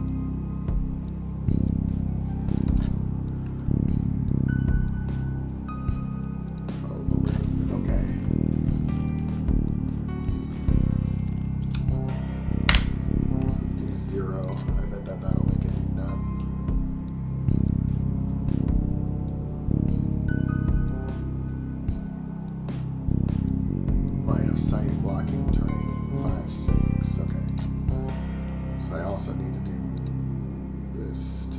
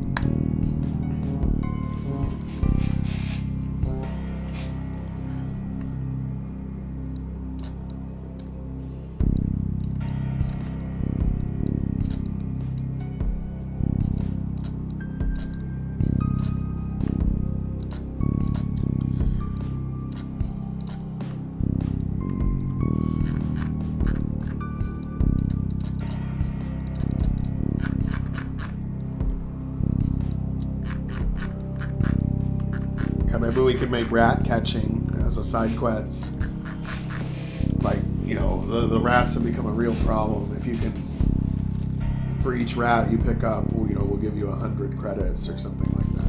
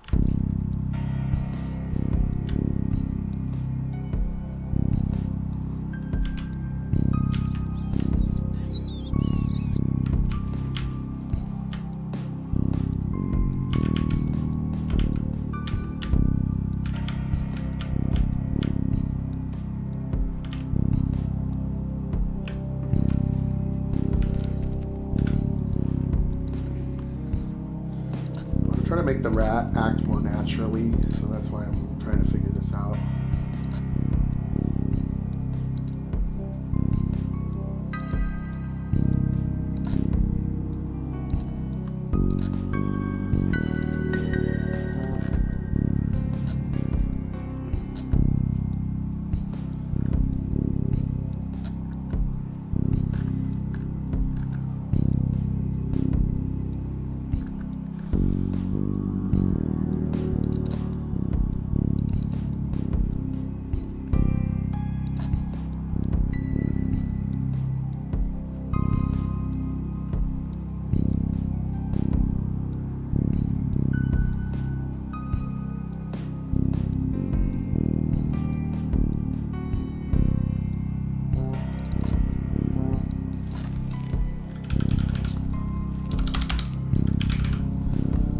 Have them run.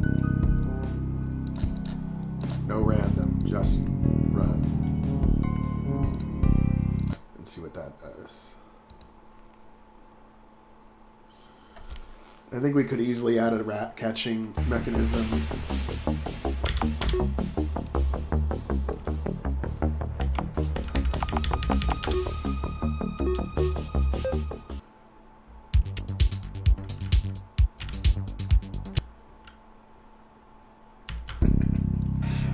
catching rats. Okay, God. Okay, so will this thing flee from me? Or where did it go? It might have just straight up run as far away as it could. Oh, there it is.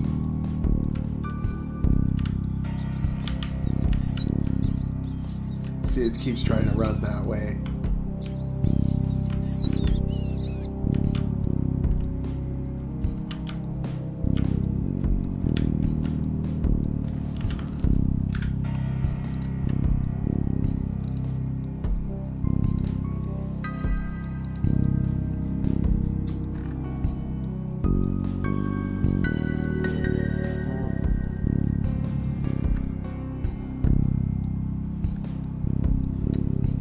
Try to make this rat like hard to catch but catchable.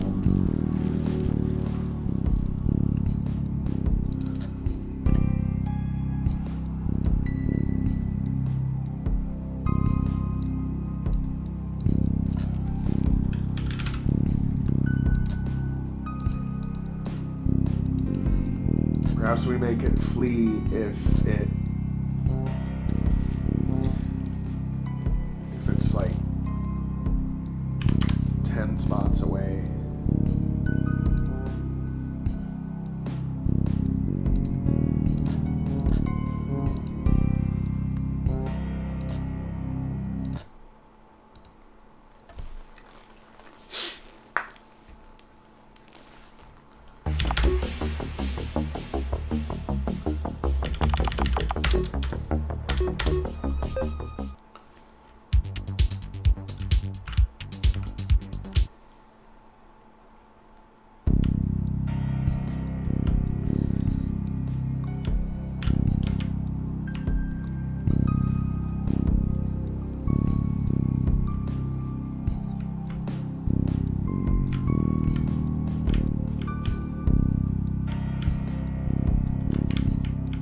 It does kind of flee, but it's like a little too random at the same time.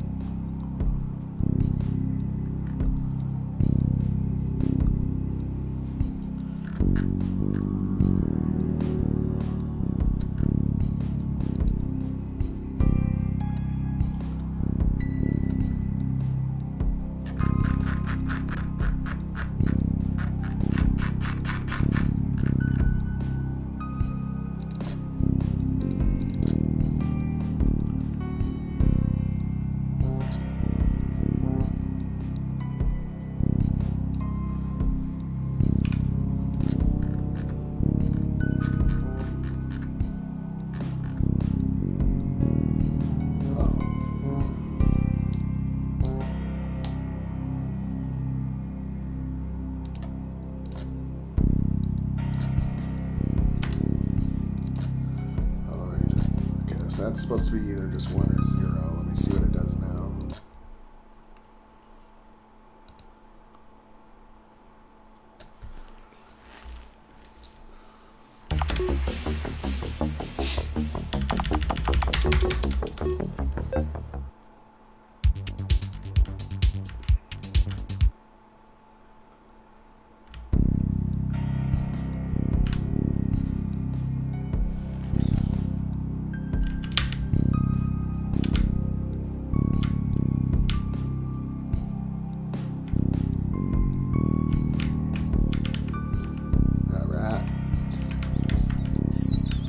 Like it's trying to do something, but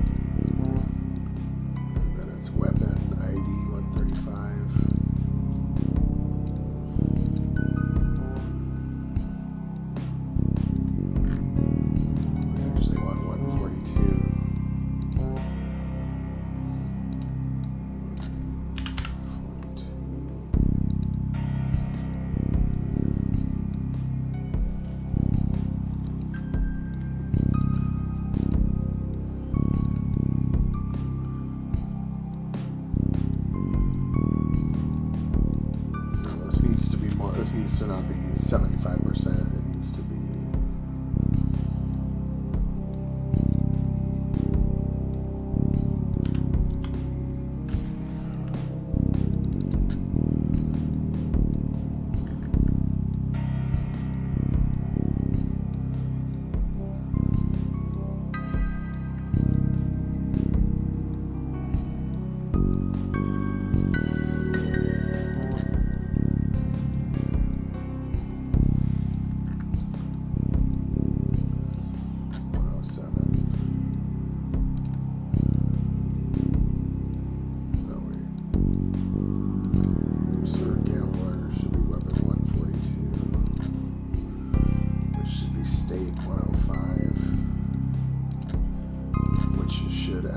Switch 1008.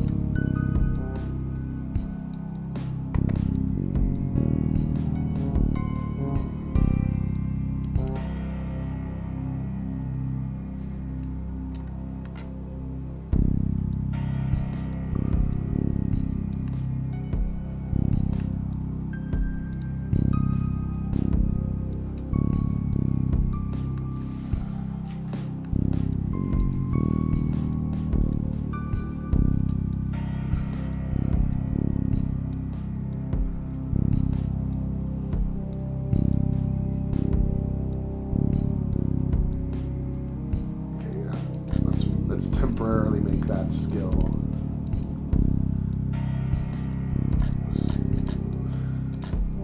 I'm going to see if the enhanced gambling winnings skill will work.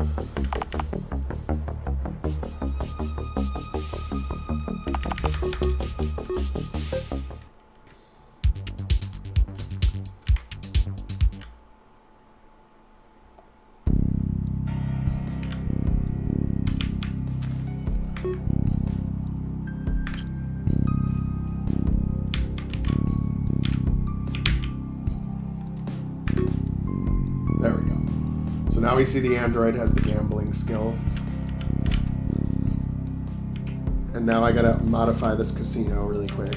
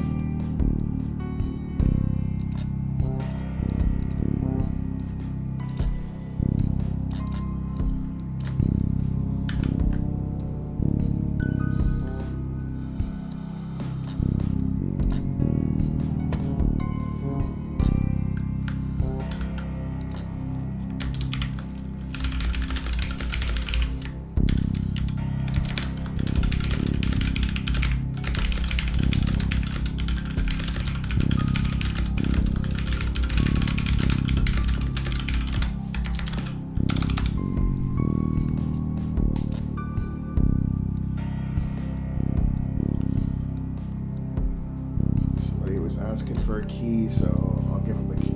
Okay.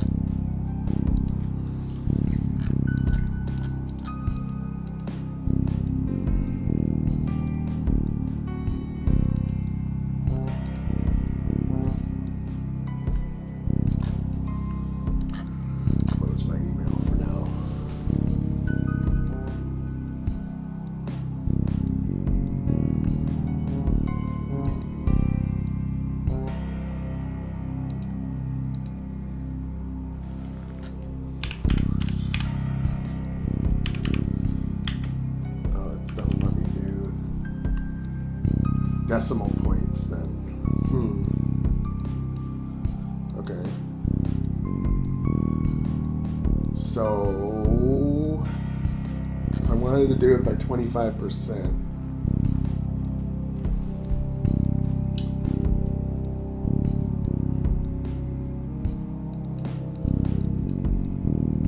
Bet amount. Wow, I guess 50% would be all I can do. Or let me think about this. Bet amount.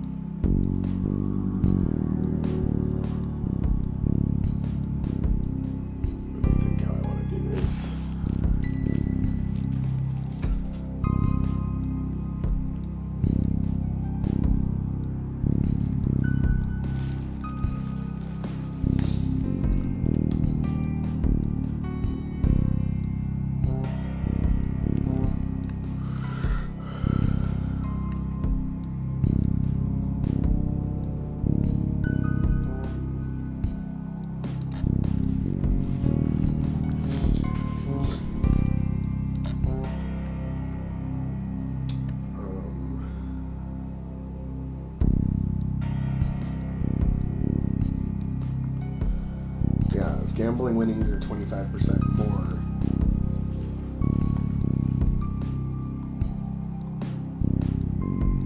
And then we should get that amount.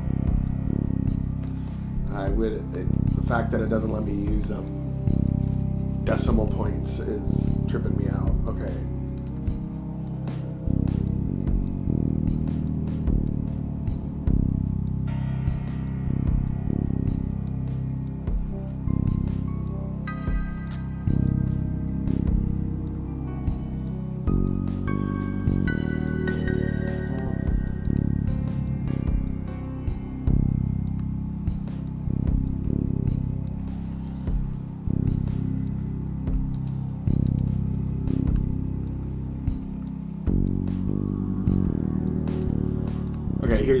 Here's how I can do it. I'll add a new. I'll make a new one called. I'll make a new variable called.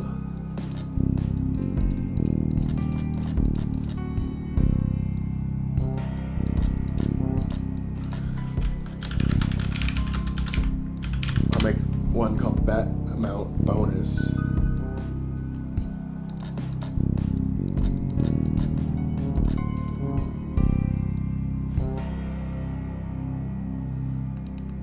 So bet amount bonus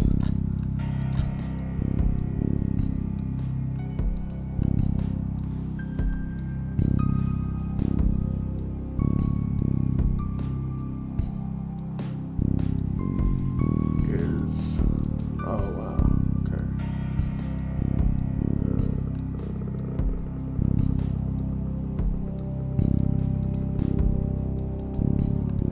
Okay, so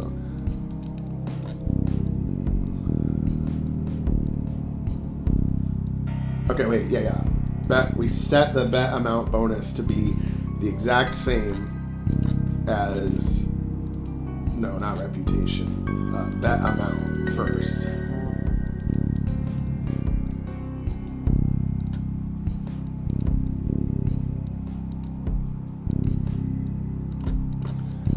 God, fighting all these 130 something bet amount. So first we set the bonus. Bet amount bonus is bet amount. And then we do variable again, and we do bet amount bonus divided by 4.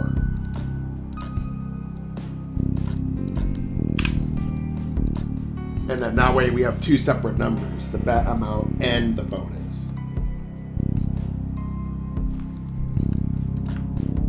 And then we do a separate change gold, and instead we just put the bet amount bonus. And that way it even pops up for the player as two separate things, so they know they're getting that bonus.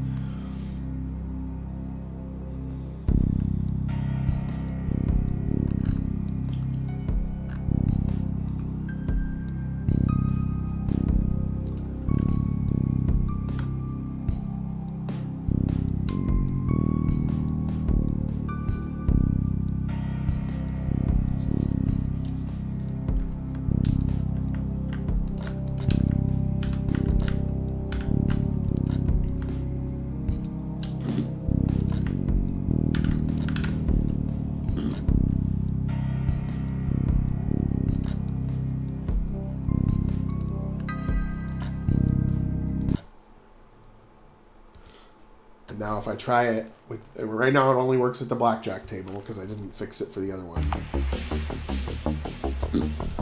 Oh, and I think there might even be additional victory conditions in it too, so I need to double check that. I think there's multiple player wins.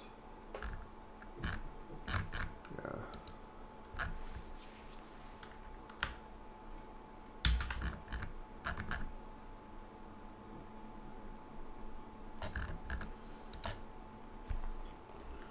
Anywhere where it says player wins, I have to insert that. Yeah, I think that's it. There might have been one more. I think all the victory conditions are at the end.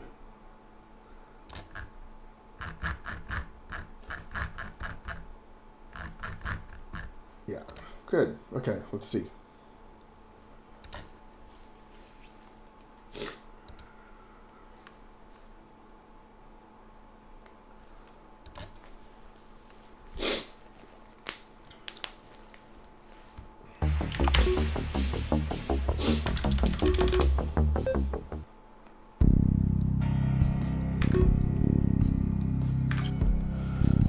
The Android has those skills. Now, normally if we bet 9,000, we would win 9,000 if we win. So now we just have to win, and we can see if we get 2 money deposits right when we win.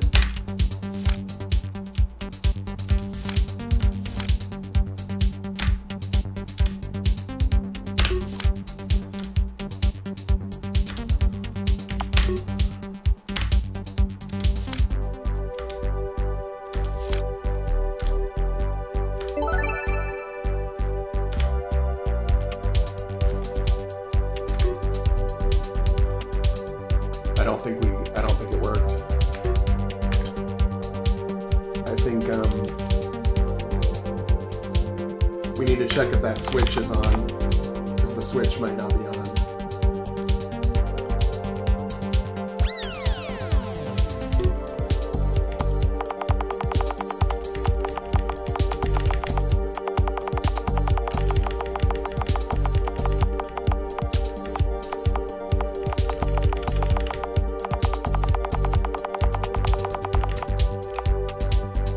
The switch is off.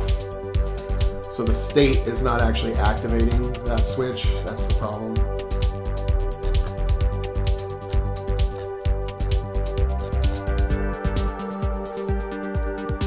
I think actually we don't even need this. And I think instead I want to put a common event. Oh, I don't think I can put a common event in here. Oh, you know what I can do? I can probably do it on the weapon.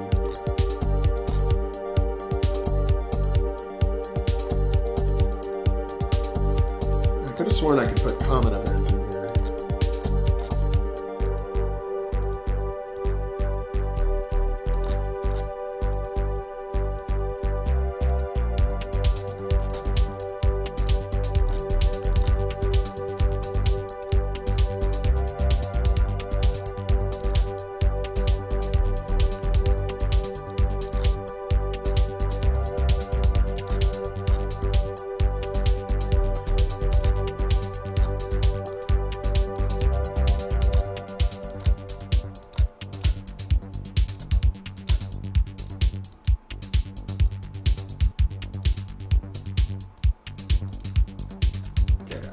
Do need it.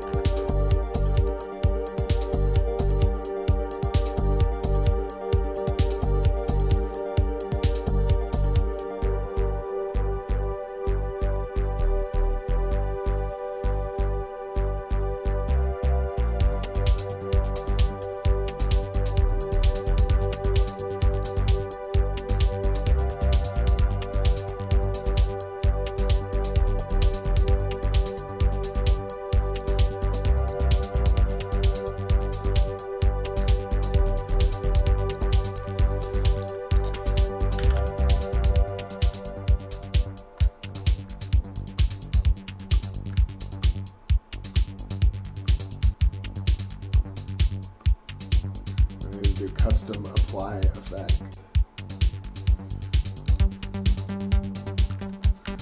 What's that?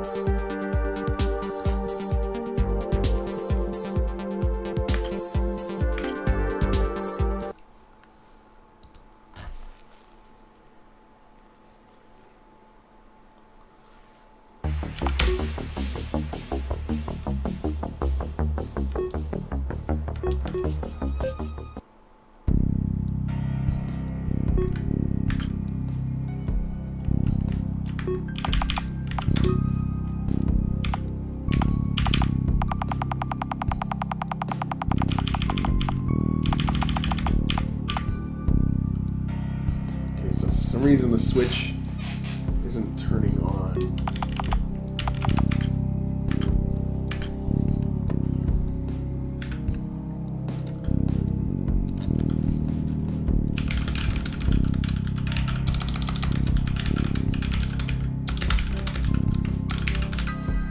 Actually, you know what? Maybe I'll use the maybe I'll look at the notes for the plugin for that.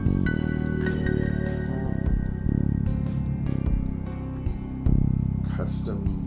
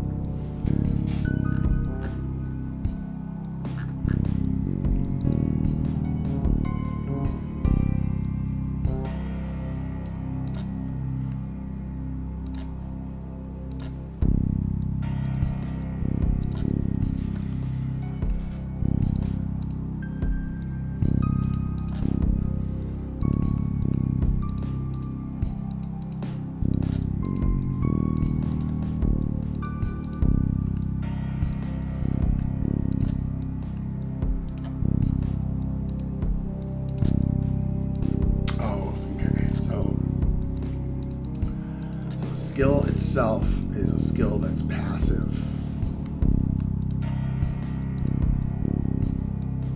So let me see if this is simpler than I think.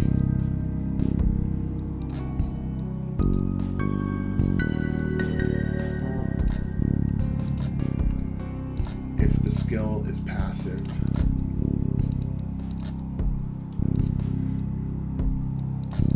we activate a common event called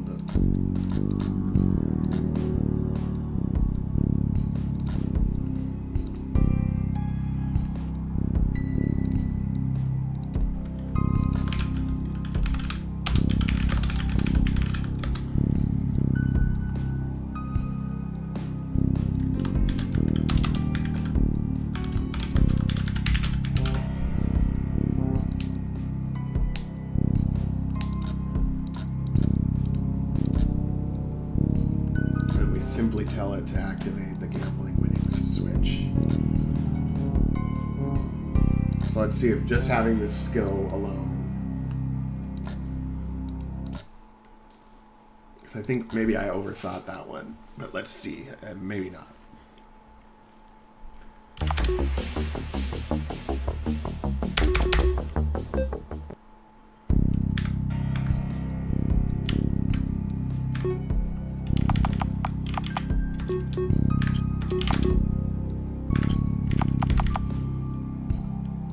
See if that switch is activated.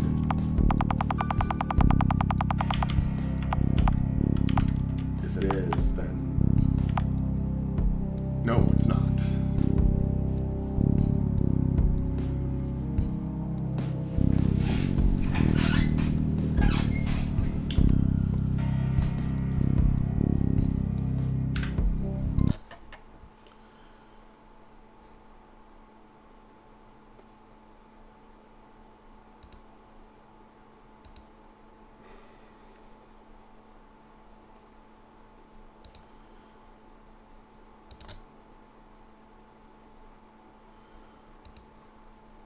What if I changed it to an active skill just to test?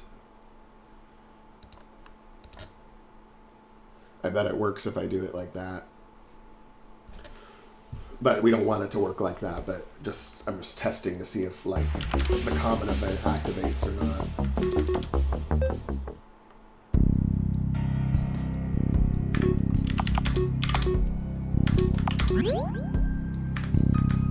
Yeah, just use the skill and now I bet that it's on now.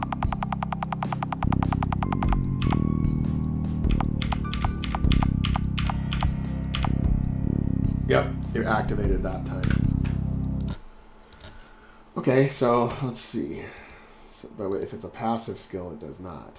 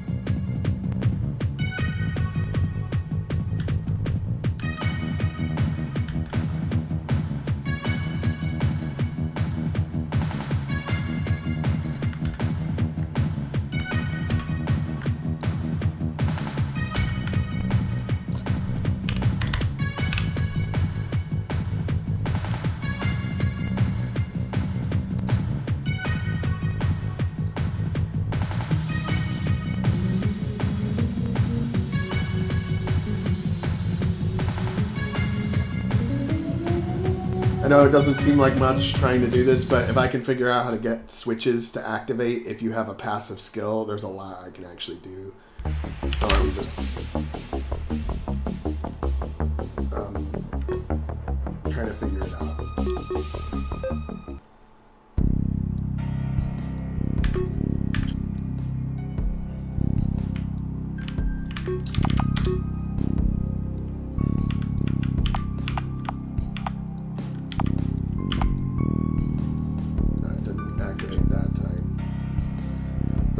Maybe it will only activate once it applies the state, because it's already applied right now. So that, you know what I'm saying, and that might be the only reason.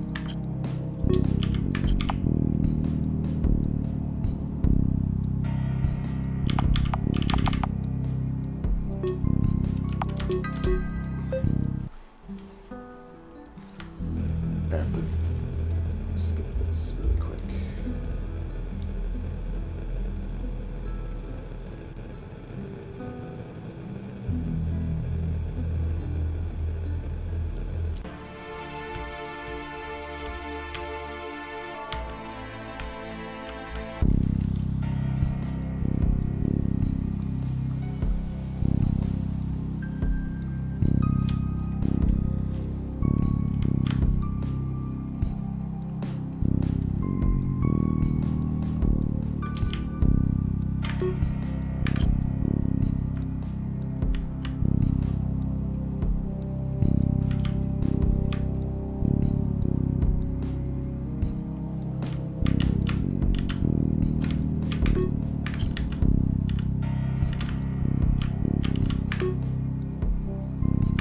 Now that the state has been applied.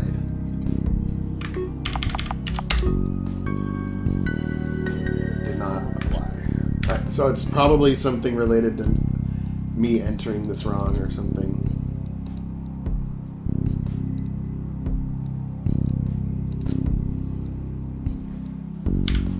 Let me put that at the end and see if that does anything.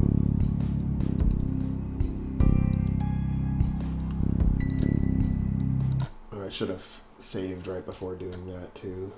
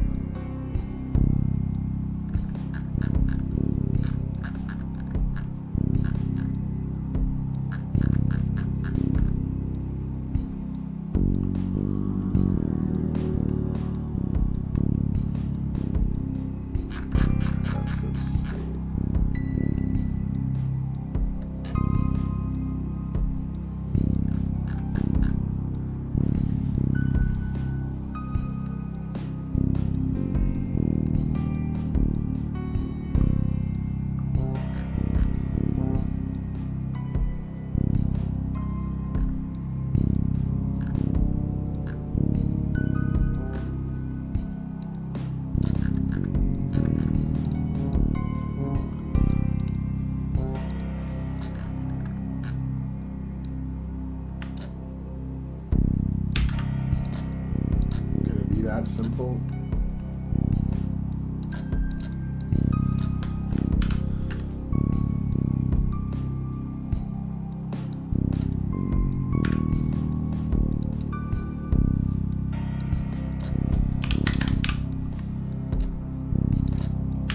Is it 1008?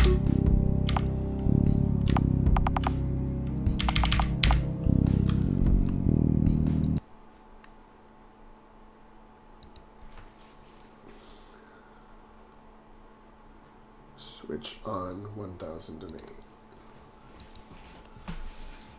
Because if so, that would be really nice. That would be.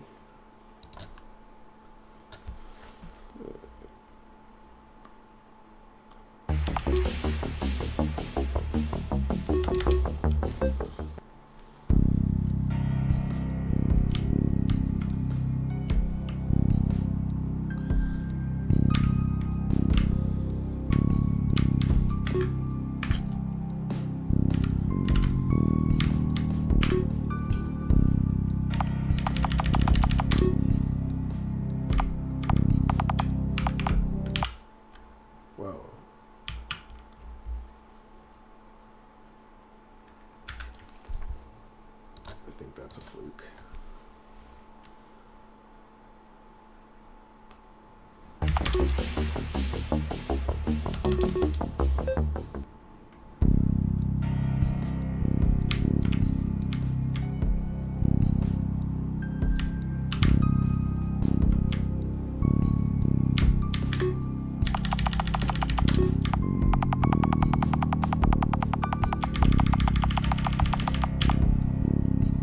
It doesn't turn it on either. God, what the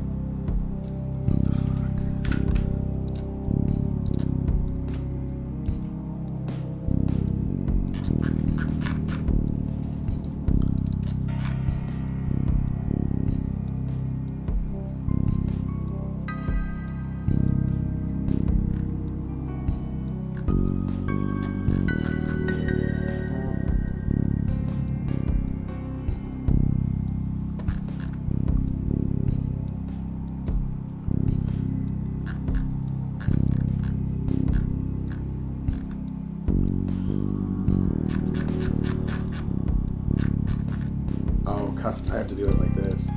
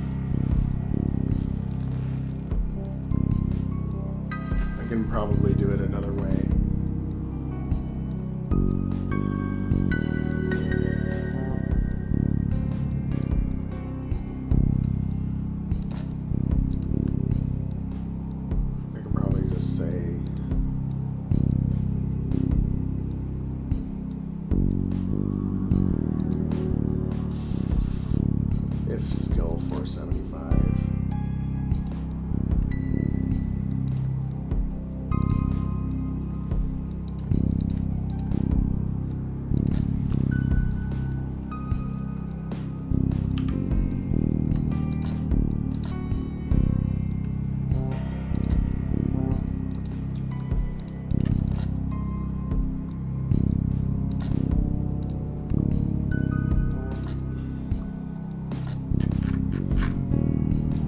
Instead of switch activated, I can actually probably do it like this instead if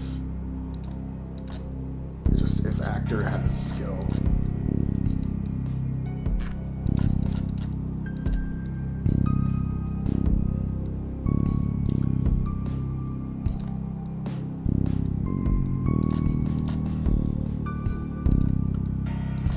So if Cronus has absurd gambler,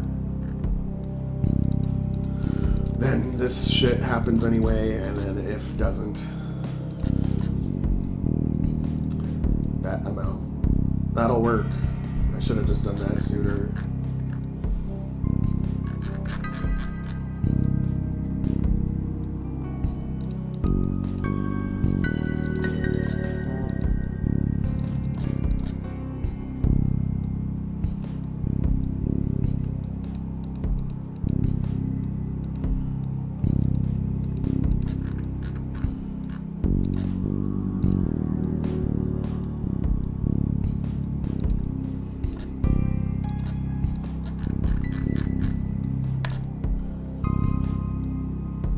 Now it'll work.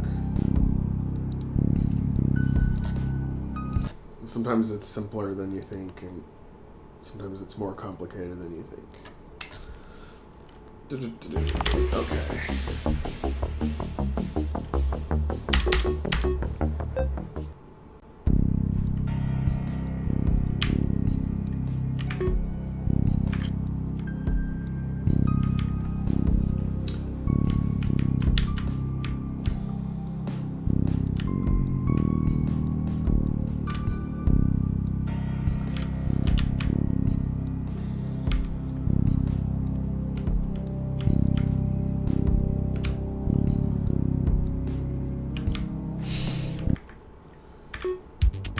Now that we have the absurd gambler skill, now I bet it'll work.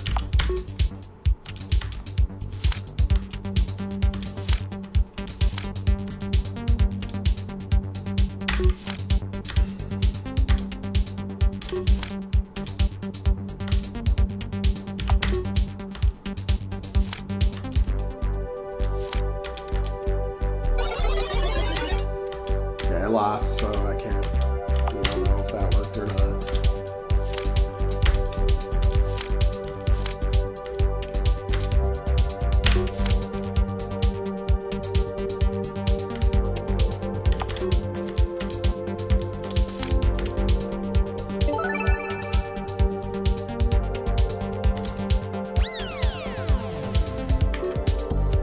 Looks like it didn't. Looks like it didn't work.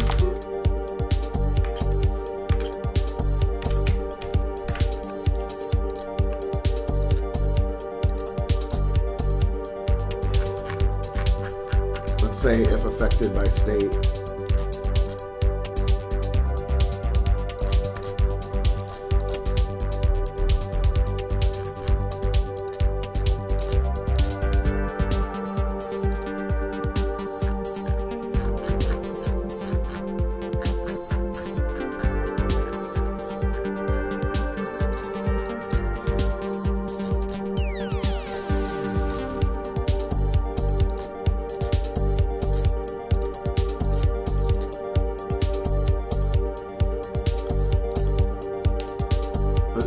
Let's literally put the word bonus in here so that I know if it triggered it or not.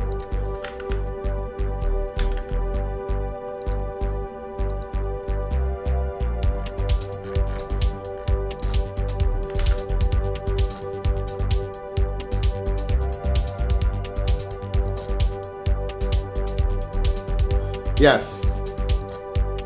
Yeah. She will.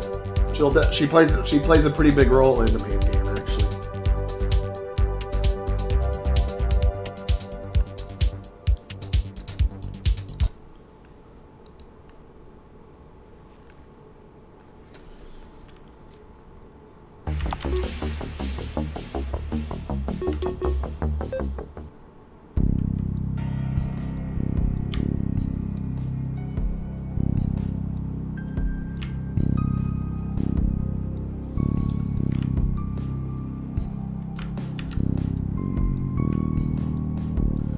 Yes, correct.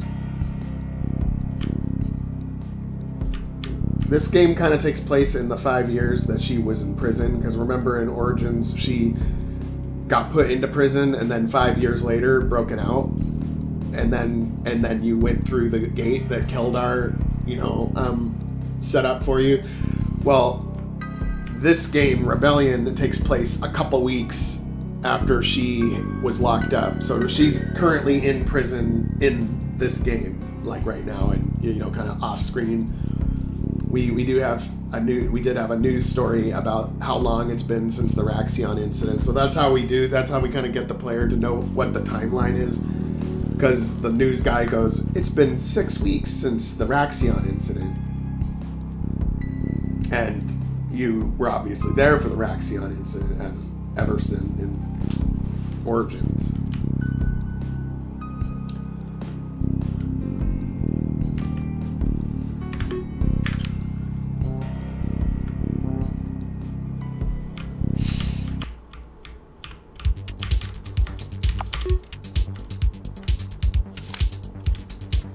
Zelnor's exotic meats.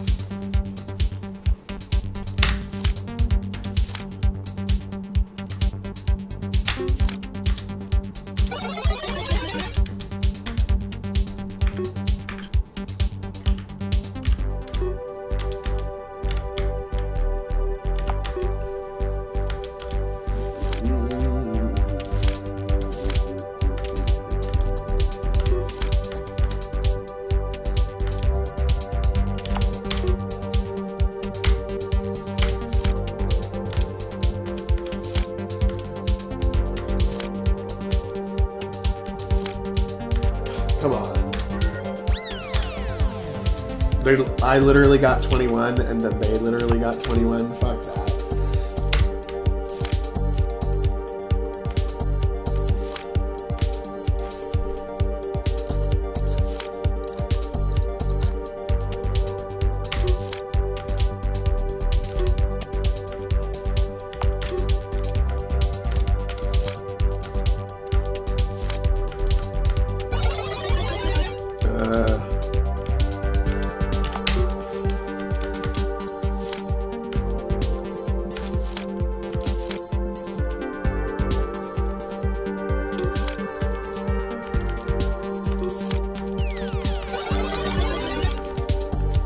Now I can't win a single round. Okay.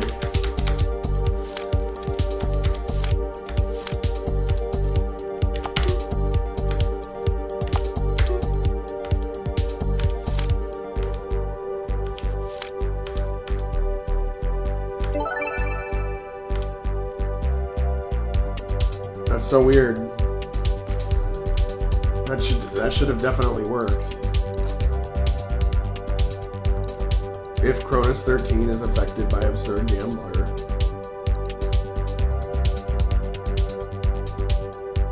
It doesn't say the text that says bonus or anything either.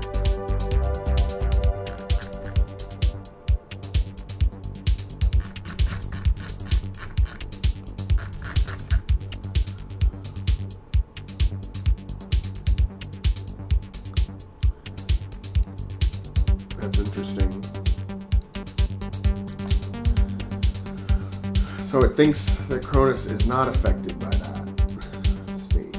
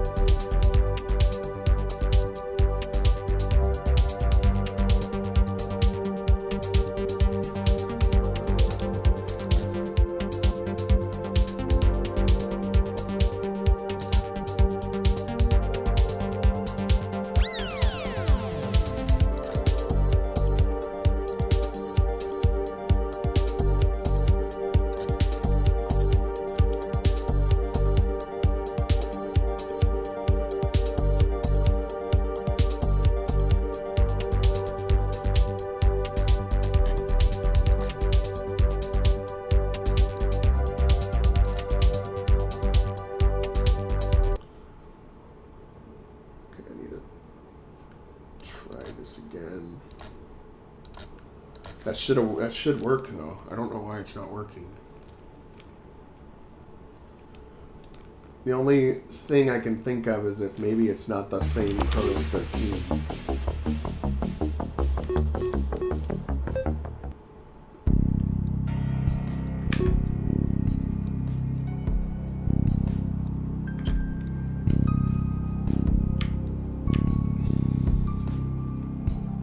Or maybe last time I just walked up there without actually getting the skill. I don't remember, so let's try again. Okay, we have the absurd gambler skill.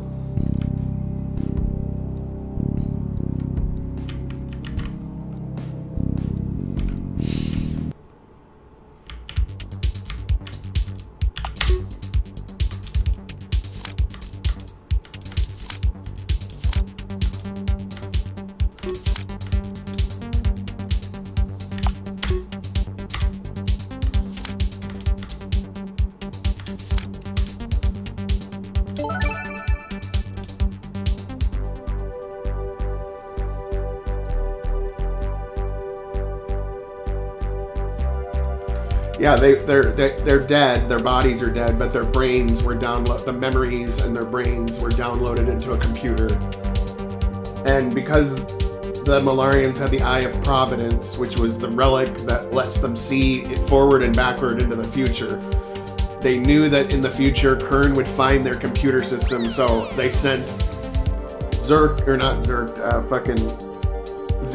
on his own with his memory wiped of their existence to a separate ruin, and that's what the android found. So it fooled Kern into thinking that was the last Malarian, when really, to activate that ship, you needed more than just one.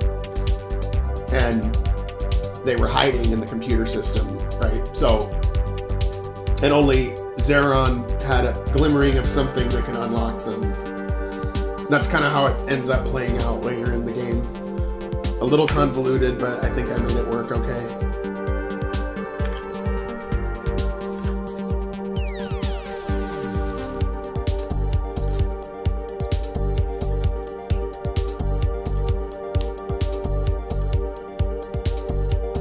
Yeah, they were good. They were trying to stop whatever was going on because they noticed that what they noticed was that worlds were disappearing, like all these planets around in the sector, they were getting bombarded one by one, and where's this coming from? Who's doing this? And they figured out it was the Raven going into the past, doing this shit.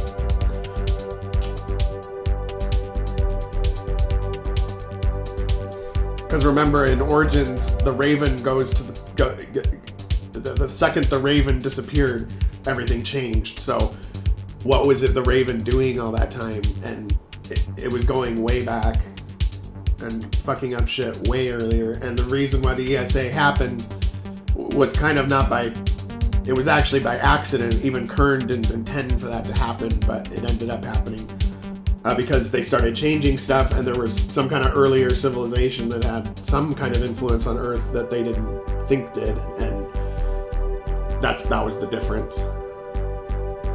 Ra, Director Ra is basically Kern's second in command, and he is the captain of the Raven but when he was younger, right? So the Raven was doing stuff for decades, but Kern and him are actually from the present day in the Starship universe, but the reason why Ra is old is because he was doing this stuff for many years in order to get some kind of result to help Kern, and he's an old man in the present because he's gone back so much and done so many missions.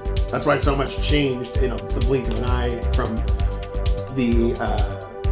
Everson's perspective, from the crew of the Dauntless's perspective.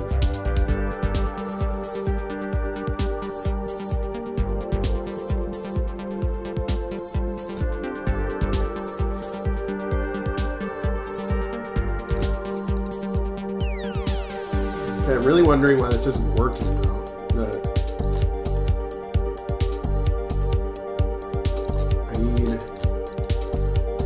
we go to that. Same level as hero, player touch. Conditional branch.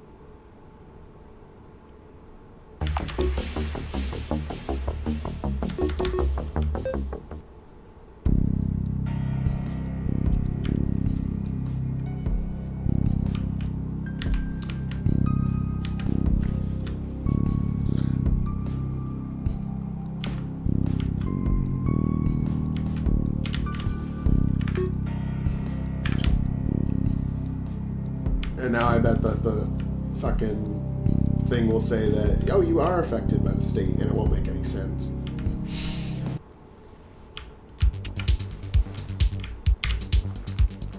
Oh, I got Cronus 12 does.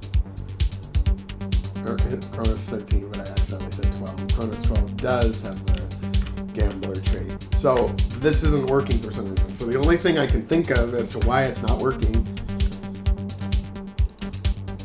is that there must be a third section of winning, and that is the majority section.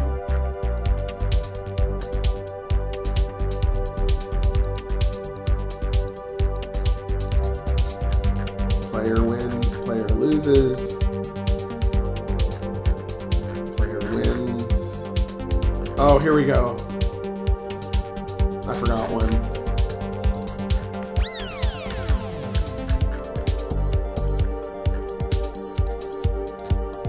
Oh, and that's if the dealer busts. I still should have seen it by now.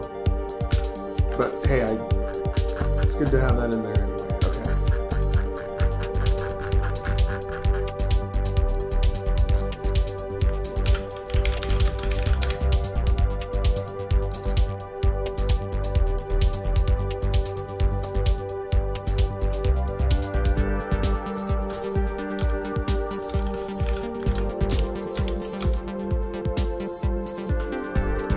Okay, it doesn't let me search for stuff inside of the...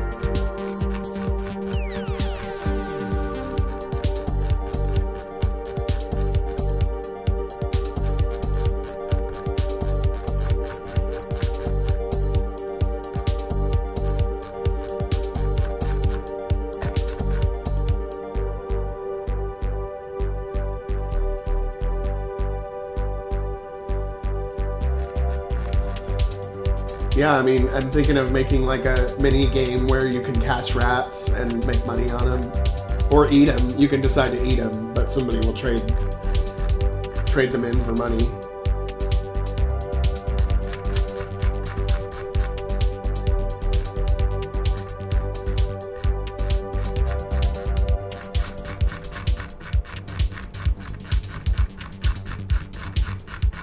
Oh, actually, I think the dealer busting is the most likely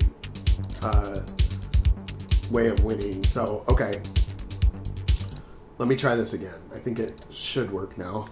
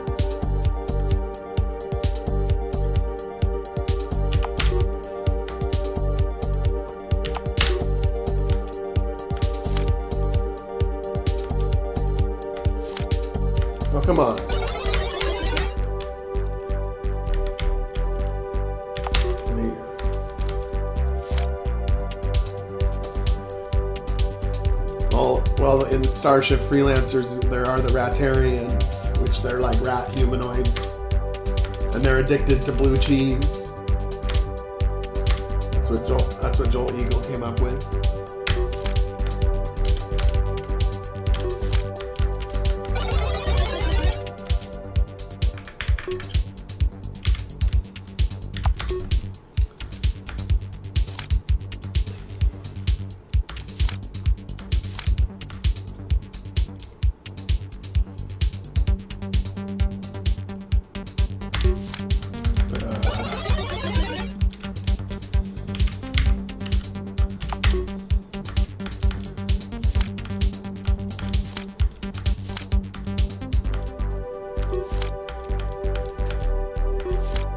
I haven't been getting very good hands.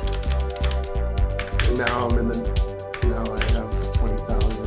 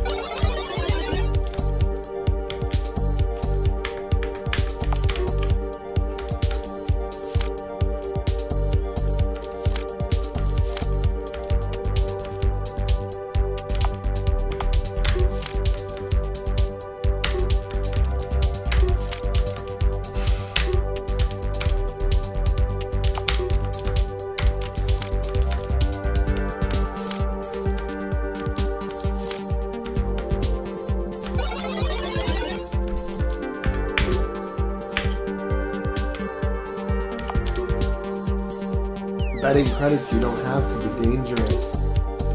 You want to continue? Yeah.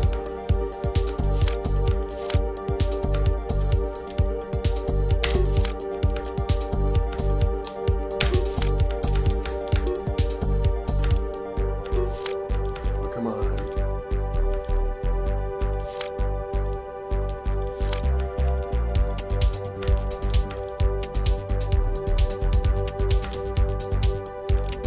Okay, now it works. Except the only thing that I need to put back in is the sound when you win, where it goes gling gling. Which it somehow has gone missing. I think I accidentally took it out when I.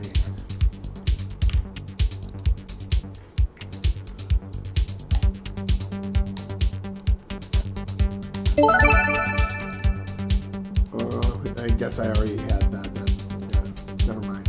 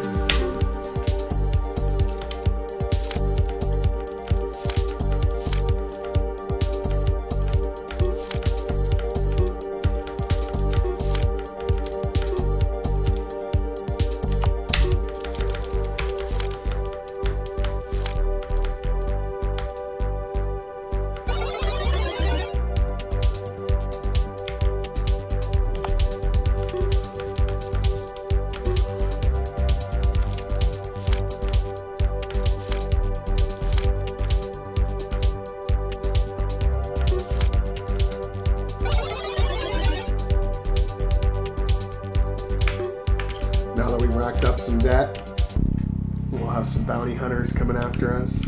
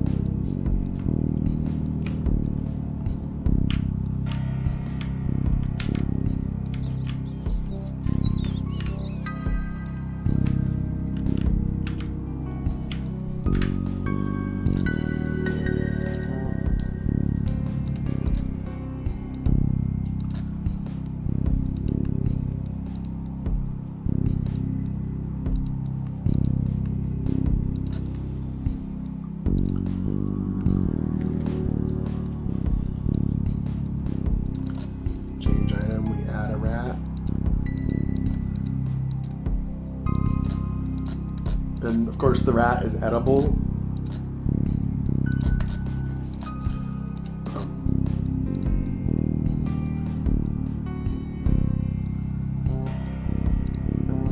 Event.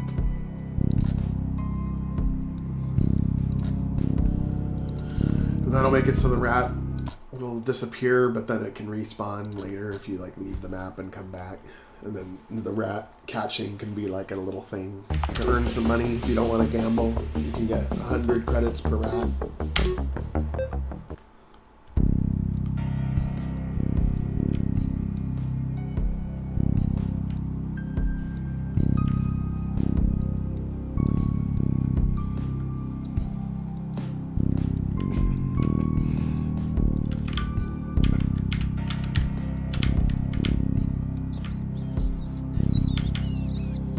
And then it squeals after when. See? Rat. A standard rat, rich in lean protein, 25% HP recovery.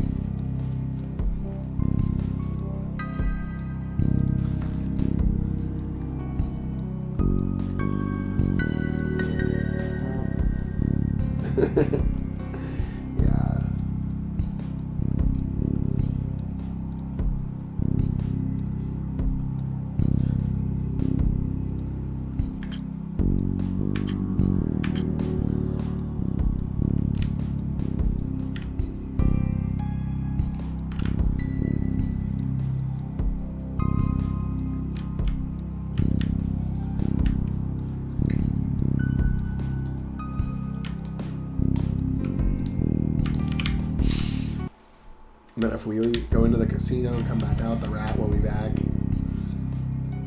I'm thinking I can just put a bunch more of them. Like you can either like ignore them and walk past them, or you try to catch them.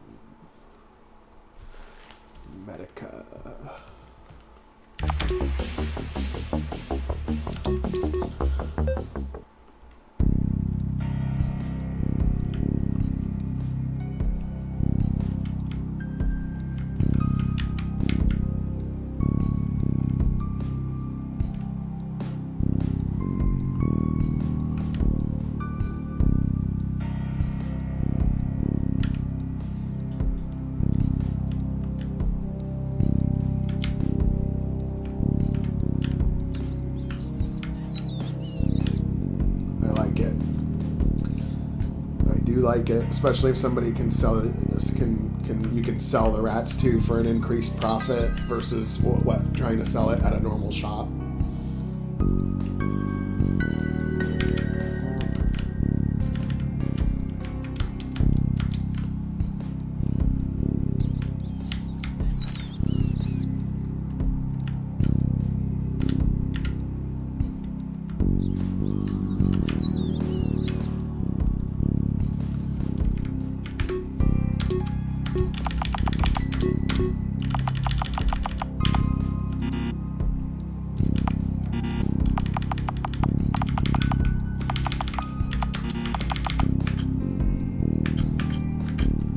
Got to make it so that the rat isn't edible by the android or the robot.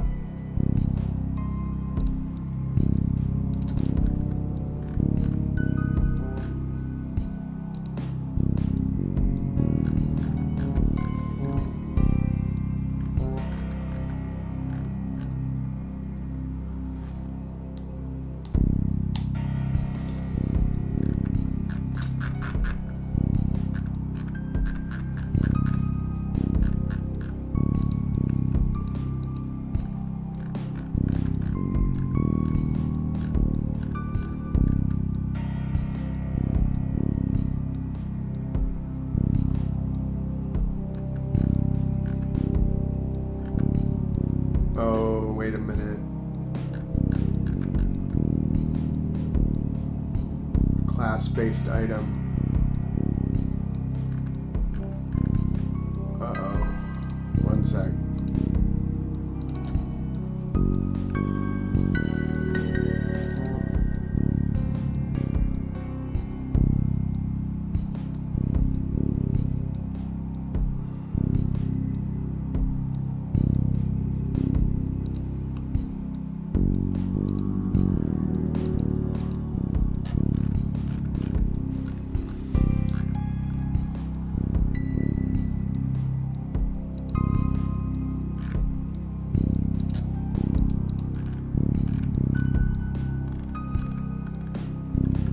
I think there was something I've added to these skills that got erased when the latest update of this happened. Okay, one sec, let me see.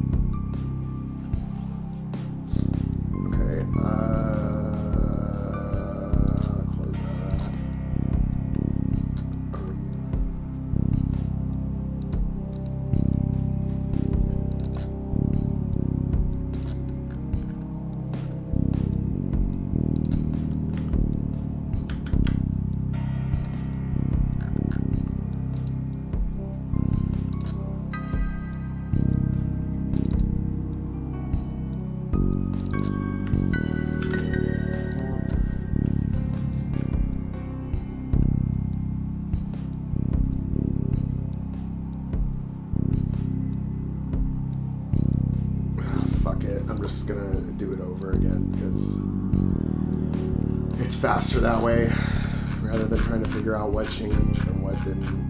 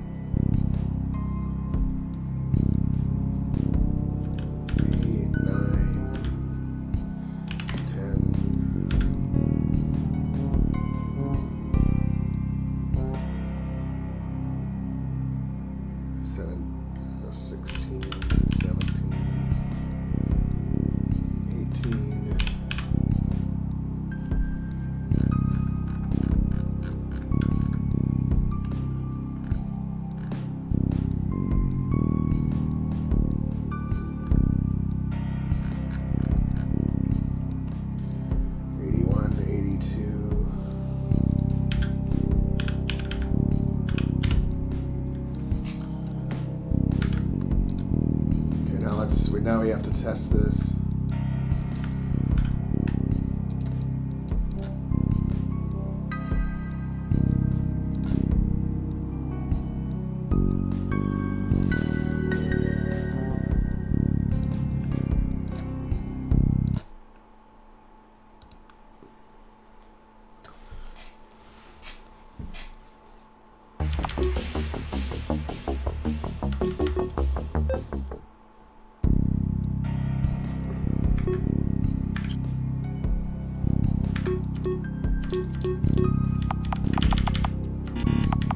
That looks normal.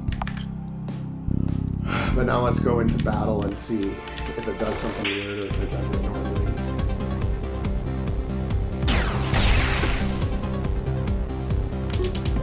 I'm trying to have the robots take some damage or the androids take some damage.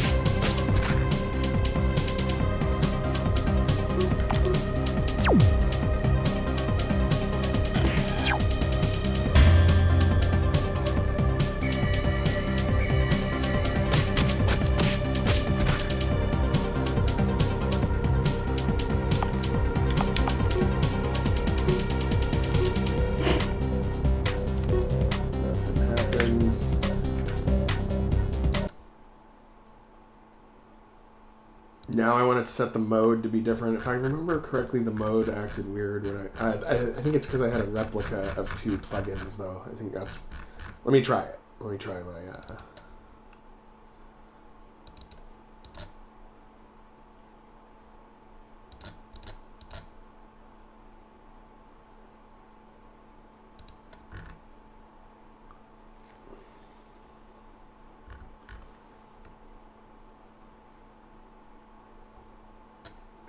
I think locked is how we would want it.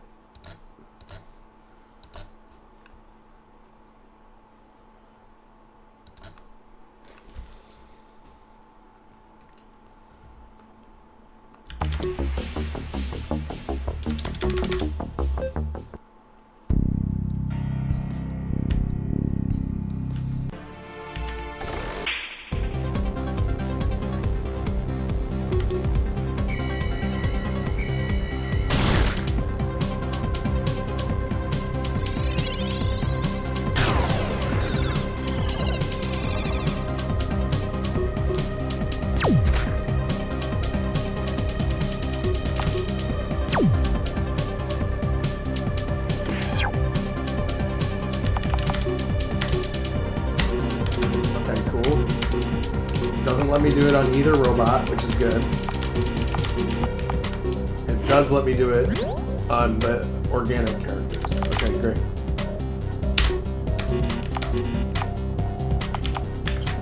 Okay, now I think it's working properly now. Now we go outside of battle. And then they have a red thing over them. We can't use the med kit on them, that's great. Yeah. Now I just have to do that for all healing items for organic and inorganic. This was, yeah.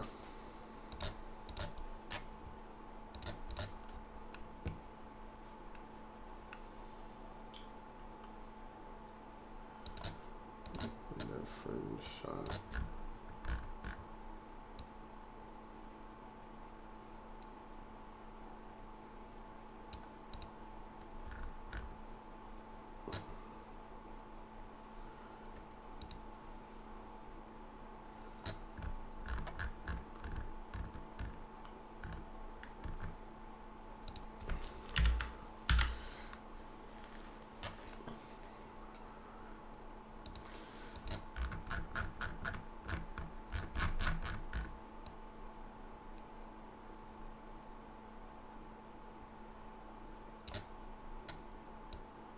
I'm gonna have the epinephrine mist.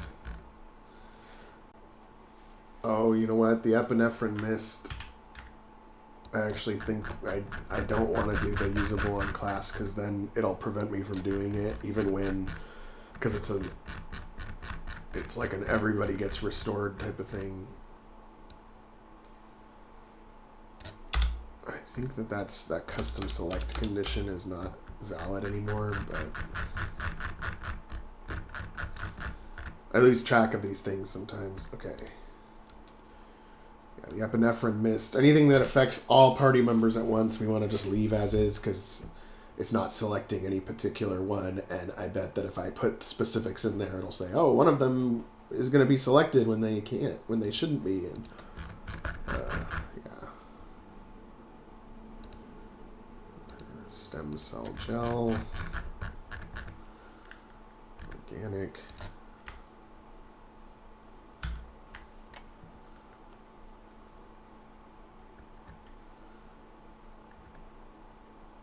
Nanobot gel, yeah, we just leave it. Advanced med kit.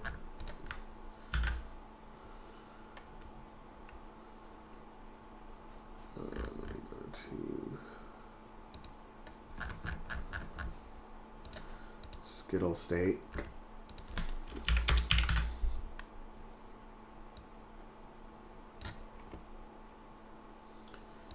Baklava.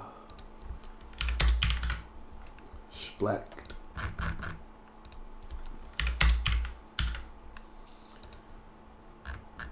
Senken. Kavakensu.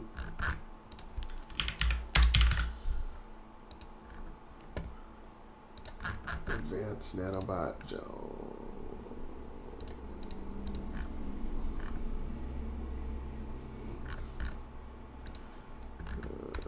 Drugs won't work on robots, so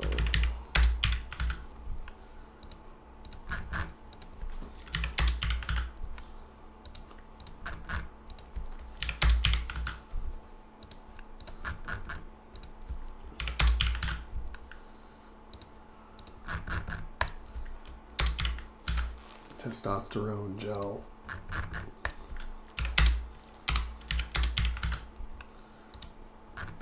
Boost. Jubilee.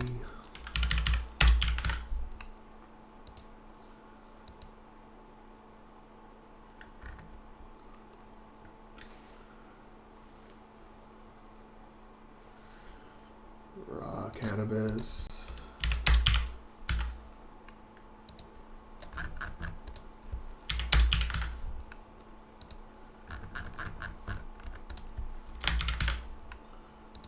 Synthetic cheeseburger.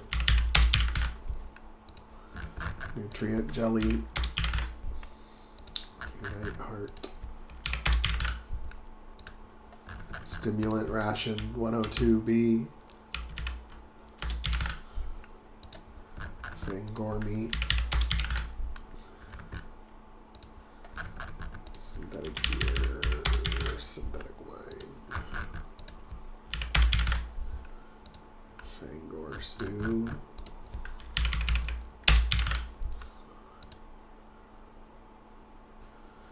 Repair node is going to be the opposite of this one. Protein jello.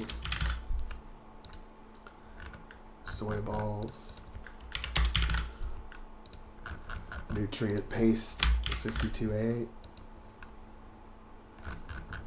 Repair node. Gin wolf steak. Stinging turtle stew. Synthetic corn dog. Poo pile. Terran brain.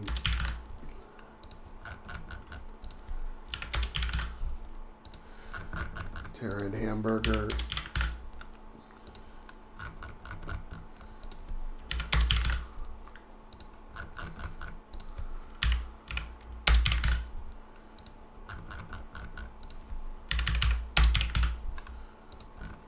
Terran lungs. Calvonian salve. Shalpina venom.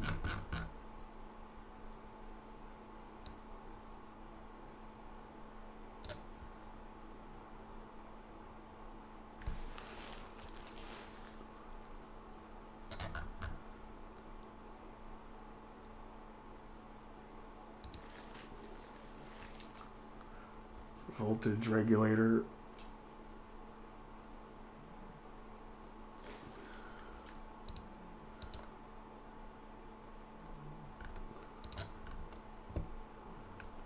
Gin tomato.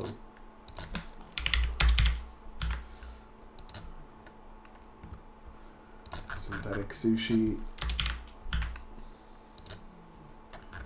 Valen fruit.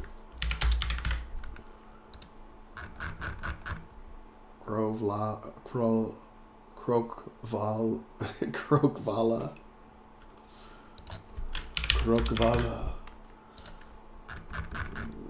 Velza. Zava blood.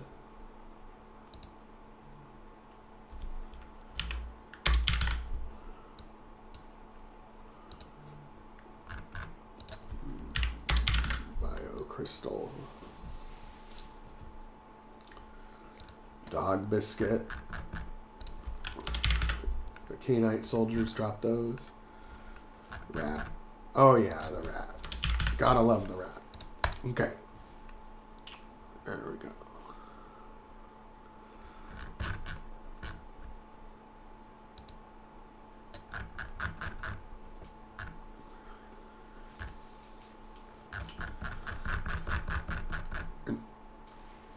And now we have to do the opposite, which is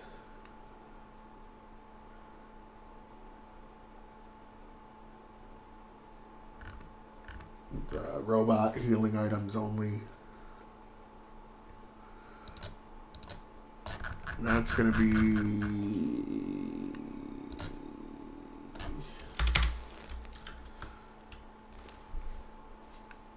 number 4. Number 5.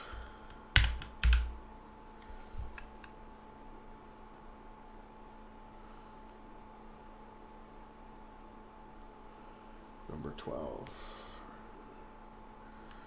Number 11. Number 12.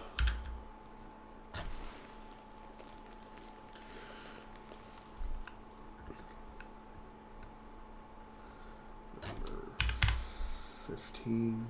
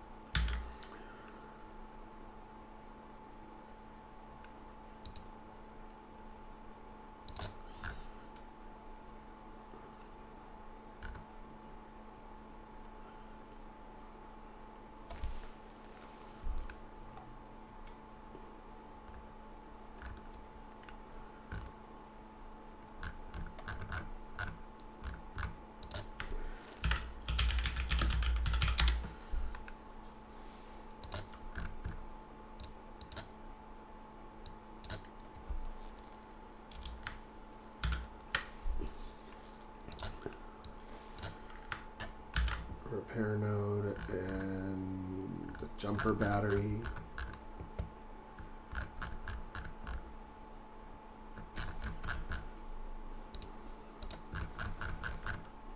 And if you're a cyborg, you can use both cybernetic, or you can use both electronic and organic healing items. But you're also affected by both. So if something is effective toward either, you're affected by both. So being a cyborg is like a double-edged sword, I suppose.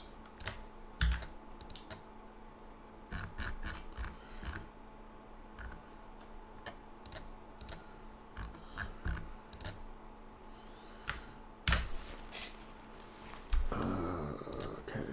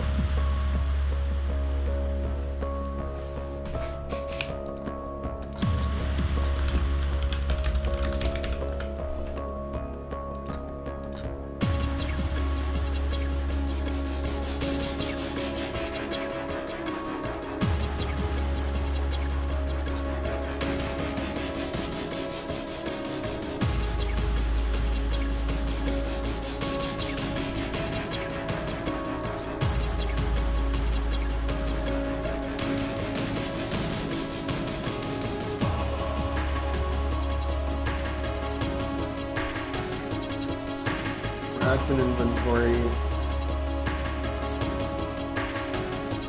Right number of rats.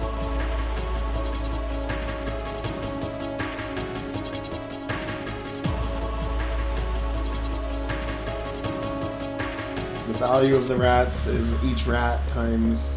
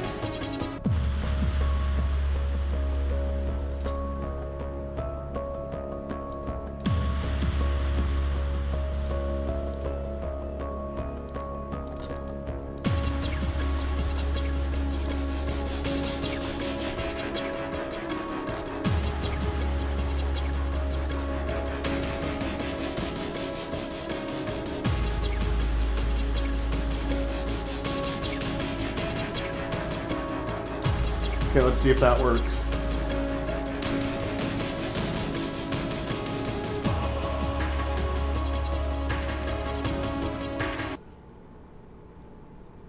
So let's see.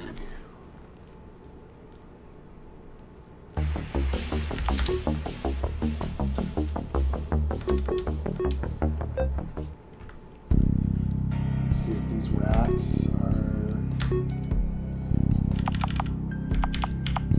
I'll have to catch a few.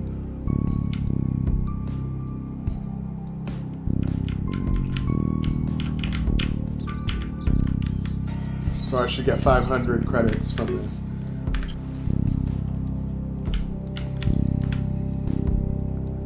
Let me test it.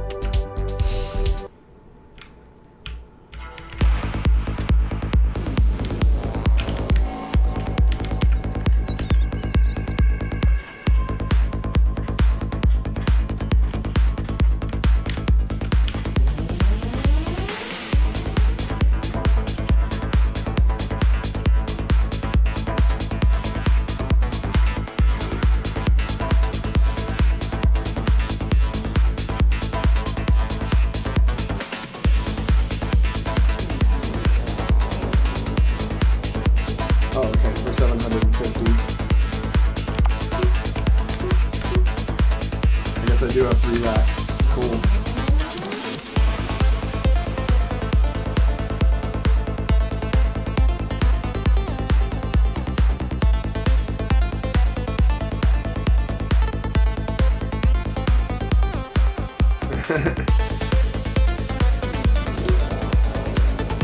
Hey, what's up, Paladin Echo? I was testing out my rat sale system.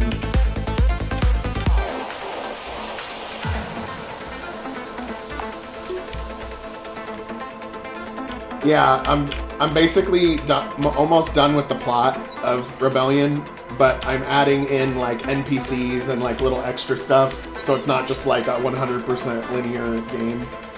So I was just adding in that there's rats everywhere, and then if you catch them, this guy will give you, money for the rats. Just because you get to the point where in order to interact with the next part of the game, the person will only meet with you if you have 100,000 credits. So there's a number of ways you can get those credits. Like you can take out a loan, or you can maybe fight, or maybe you gamble.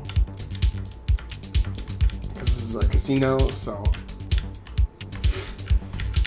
yeah. But no, I'm actually doing the building of the game right now. I'm just adding in extras. See, right now we already have, blackjack and other stuff.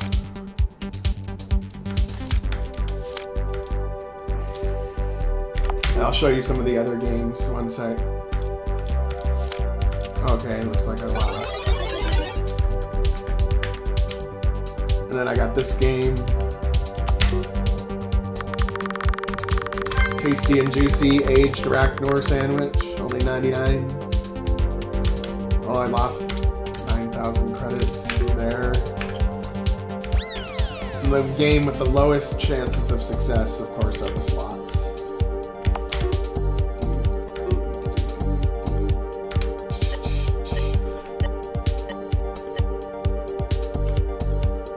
So in addition to the story and stuff, I'm actually just adding in like a lot of extras for the missing pieces. Adding in these little shops and stuff. See, there's rats running around. I don't know if collecting rats would be the best way to make money, but it's there. Yep, I added my logo as one of the things on the slot machine.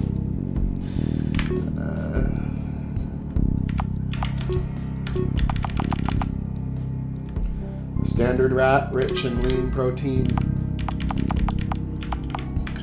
And then I also made it that if you go into debt, bounty hunters go after you. So if you start to lose money at the casino, you can go into the negative, and then that's when bounty hunters start coming after you and being like, give us our money, and you're like, I don't have it, and then you fight them.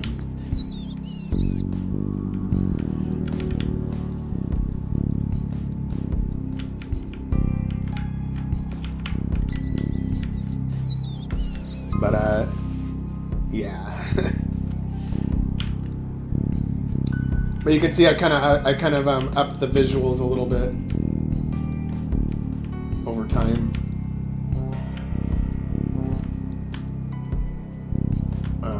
Let's see here. Robotics shop.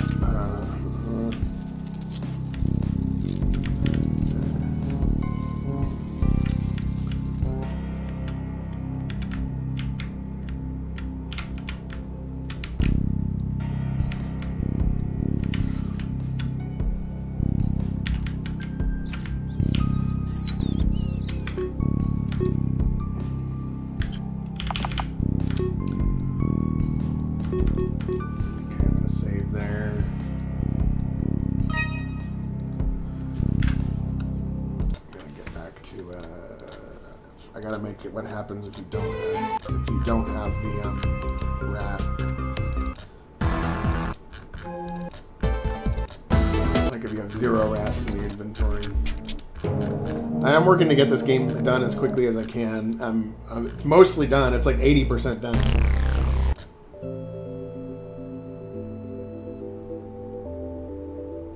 Yeah, no, and I'm excited to get you a raw copy of it when it's done. Like I'm gonna message you and I'm gonna be like, Paladin, it's ready here, and it'll be ready for you in a reasonable amount of time. I don't know whether it'll be like the next month or the month after, but pretty soon.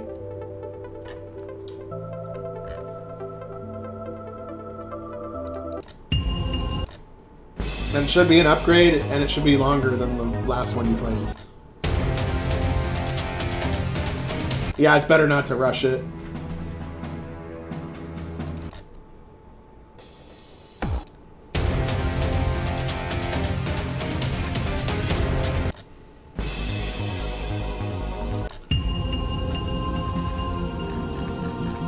Oh yeah.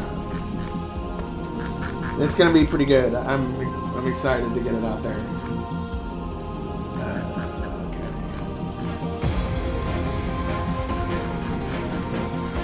Hey, what's up, One Man Indie?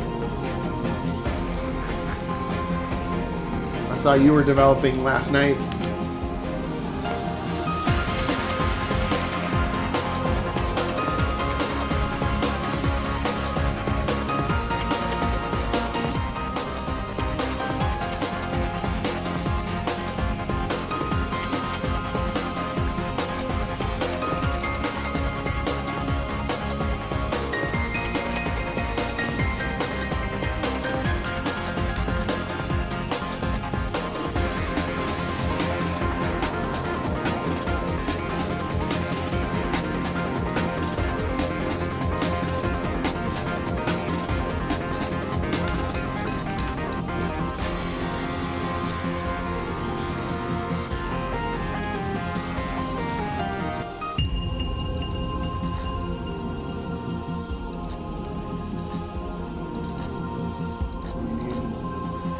A medical robot.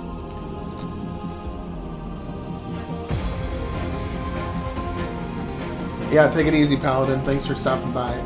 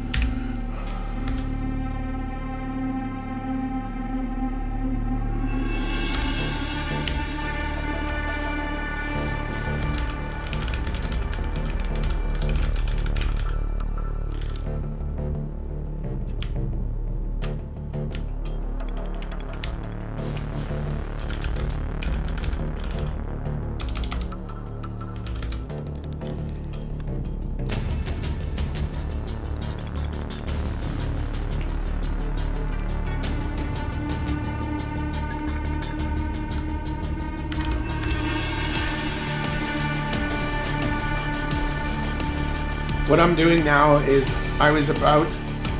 there's a boss fight that comes up soon in this part after cyberspace. After you go into cyberspace. But I got to that point and I realized that I didn't have any healing items in my inventory, and I was like, oh, and I can't even buy them in this town. So I'm coming up with little shops here so you can buy items in this town, and then before I do that boss fight, and then after I do that boss fight, we're on Infernis Prime, another planet.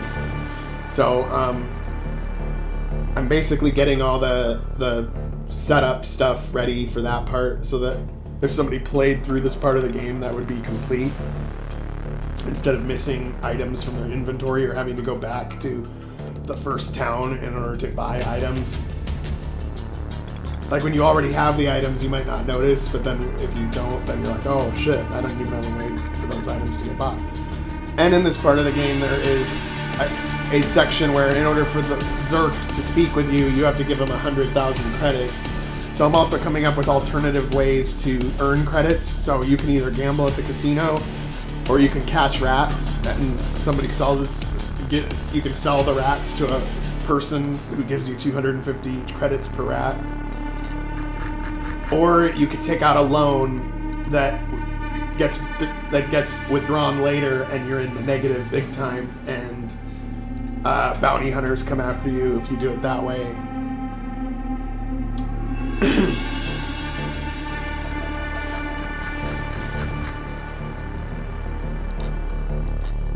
Well, it's kind of like they're just normal rats, I think. I could make them with a third eye or something, mutated rat. But they're just kind of running around. They do run away from you, but not very aggressively. They're kind of annoying, but you can catch them. Let's see, I see one right now. They squeak when you pick them up, and they're just running all around town. And so for each rat, they'll give you, some money for it, or you could use it as food. It does 25% HP recovery. It's rich in lean protein. But see, now that I've got 10 rats, I mean, it would take you a while to get to 100,000, but it's another way to do it. You could just go around town collecting rats, or you can gamble, or I'm thinking some other mini game to earn money. Maybe you as the android could do like a weird Dance Revolution button press thing as a dancer and earn money that way. But see, the rats are even in here. But this guy will buy them from you. The rats have become a real problem in the last few months. They're everywhere. I'll pay $250 for every dead rat you bring. Looks like you have 11 rats. I'll take them off your hands for $27.50. Yes. So now my rats are gone, and I got some money. It's not a bad way to earn money. Well, yeah, I think they should be a little hard to see.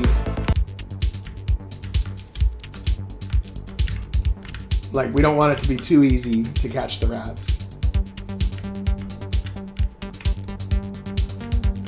And honestly, the player might enjoy gambling more. Who knows? But at least catching the rats is honest money.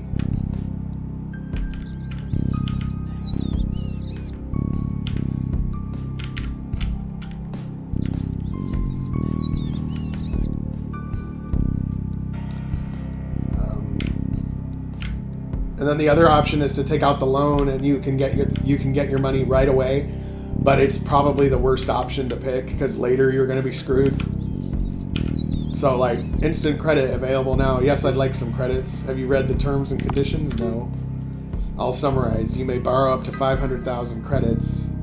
However, the loan must be paid back in full, plus interest within 24 hours. The compound interest rate is currently 100%. Would you like to take out a credit loan? And so, yes, how many credits? And so, if I take out 100,000 credits, credit transfer complete, have a good day. Instant credit, you can't take out more. I'm sorry, you already have taken out a loan. You must pay back the loan amount with interest before you can take out another loan. The current amount owed is 200,000. So if you would you like to pay off your loan? You can't pay off your loan because we don't have enough to pay off the loan. But maybe you could use the money to earn more money, or you use it just to talk with Zerk. But at a later point in the game, like not that much further from now, it'll deduct double, and you'll be like way in debt if you take the loan. And if you go into debt, bounty hunters come after you. So like you'll start to run into like street fights, like somebody running from around the back of the building being like, you owe a lot of money, time to pay up. And then like they'll just keep hassling you until you're out of debt. And like shit like that. So I'm just adding little things like that to spice it up a little bit.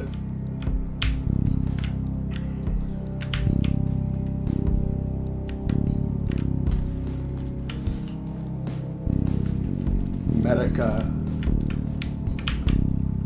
Injury and death can occur through a myriad of factors.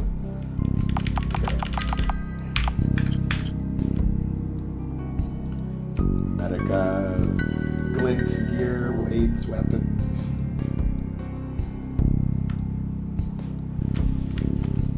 Yeah, it'll give him something to do. Like, or it'll be like, oh yeah, I lost money at the casino. Like, if you get down to where you've lost all your money, it still lets you bet, but it says betting credits you don't have can be dangerous.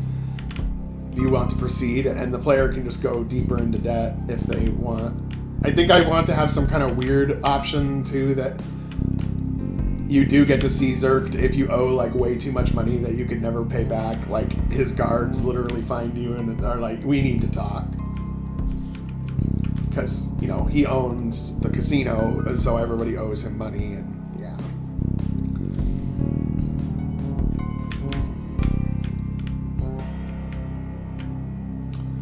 Weights, weapons, protection. I need to also add more variety of like items and stuff. I just haven't gotten around to it, but I've definitely got to do that too. I'm just trying to at least get the basics in there though.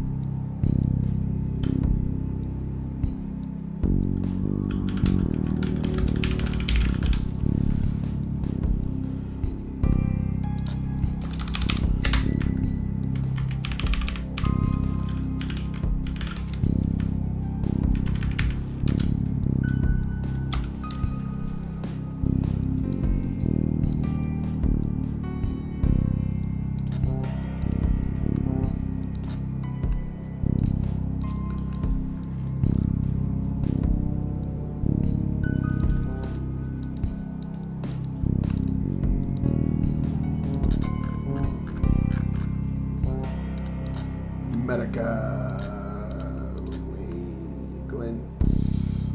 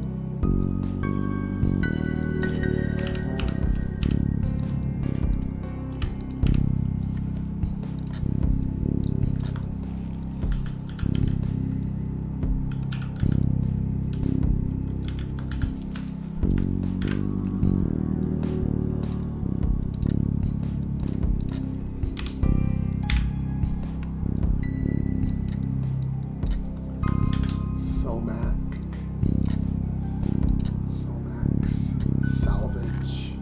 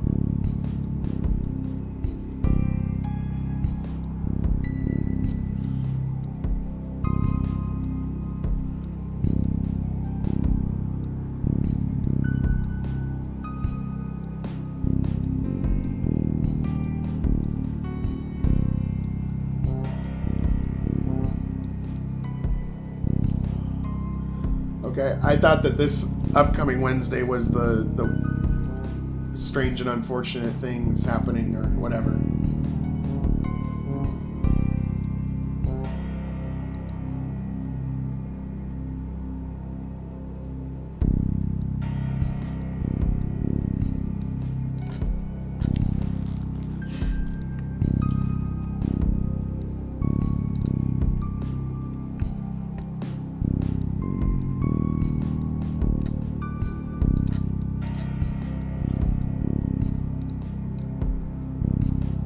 Okay.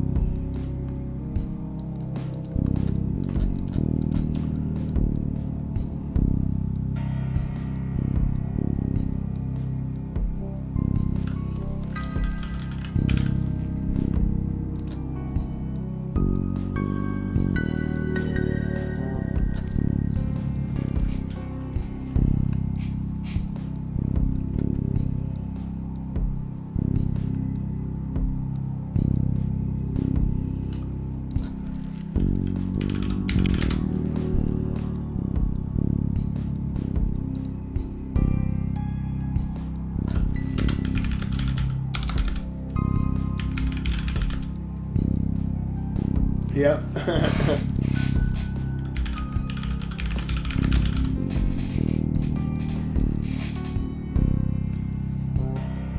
I'm a purple cybernetic dragon with red implants protruding from head.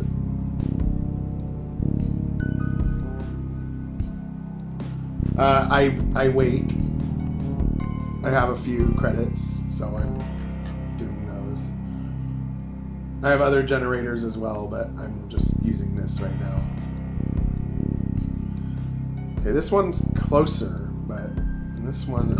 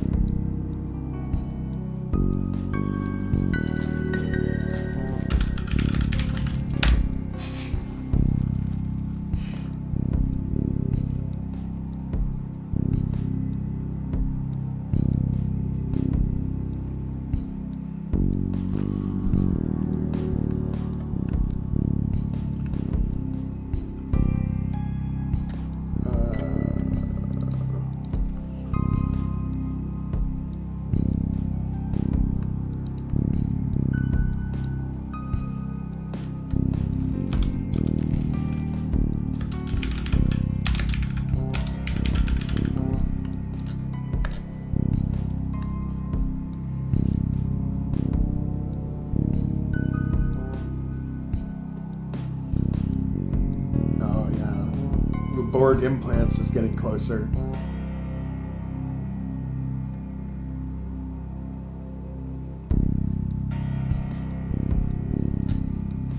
This one is kind of good, but it like cut off the side.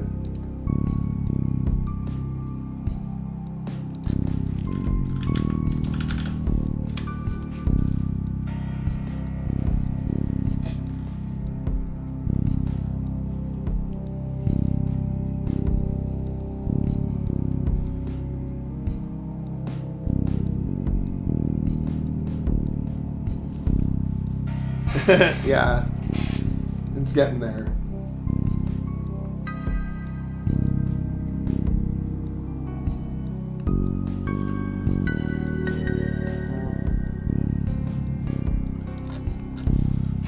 I'm gonna try it one more time. I'm like almost there, but not quite.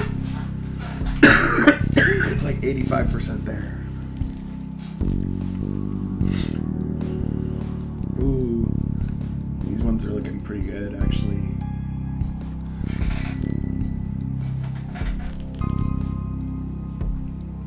This one looks pretty boss. This one could be a different alien. Let's see what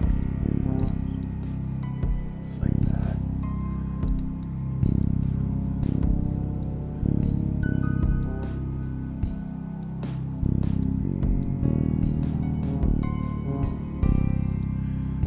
I think, yeah, I think so too, but I don't think that this one looks like the dragon. But I think that I could use this as another type of alien.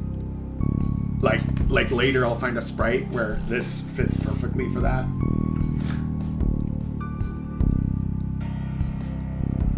But this could be some kind of mysterious alien. Like that's what I would use it for. This is actually getting pretty close to like what the dragon looks like, except it's a little too cybernetic. And then usually if I make the variations are usually worse.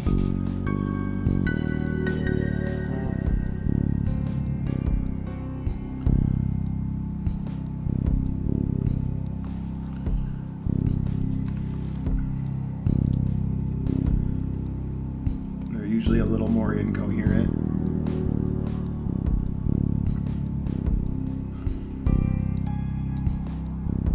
I'll probably just use that one. Good enough.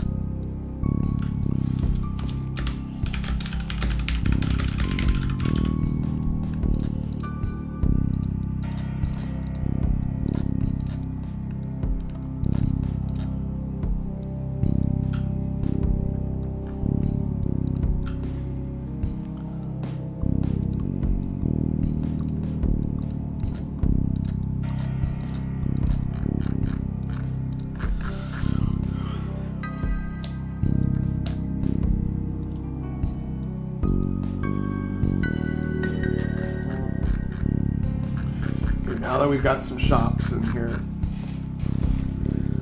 we're in good shape.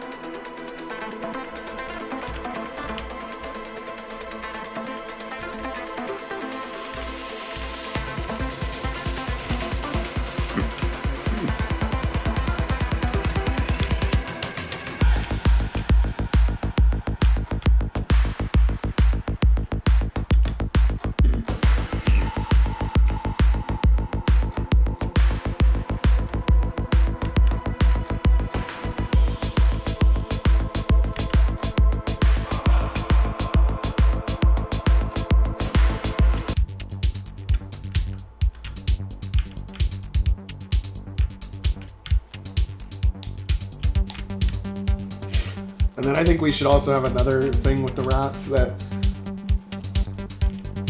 that they're running around town and you can catch them, but then maybe there's somebody that is a rat breeder and all they require is like pellets of food or something, and then like you can get like 100 rats from him.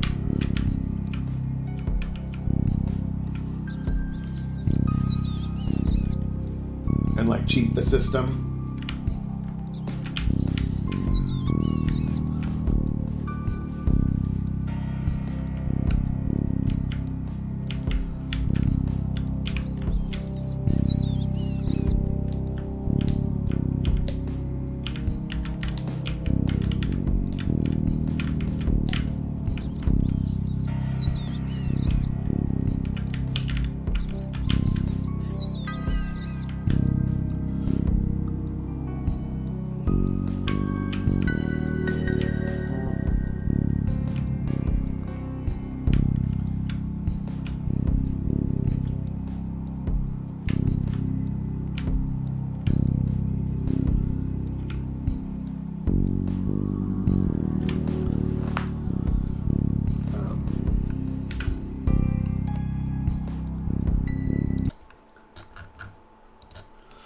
Okay, I'm at the 6.5 hour mark. I think I'm going to take a break, and I am going to continue to work on this today, but I think I'm going to take it offline now.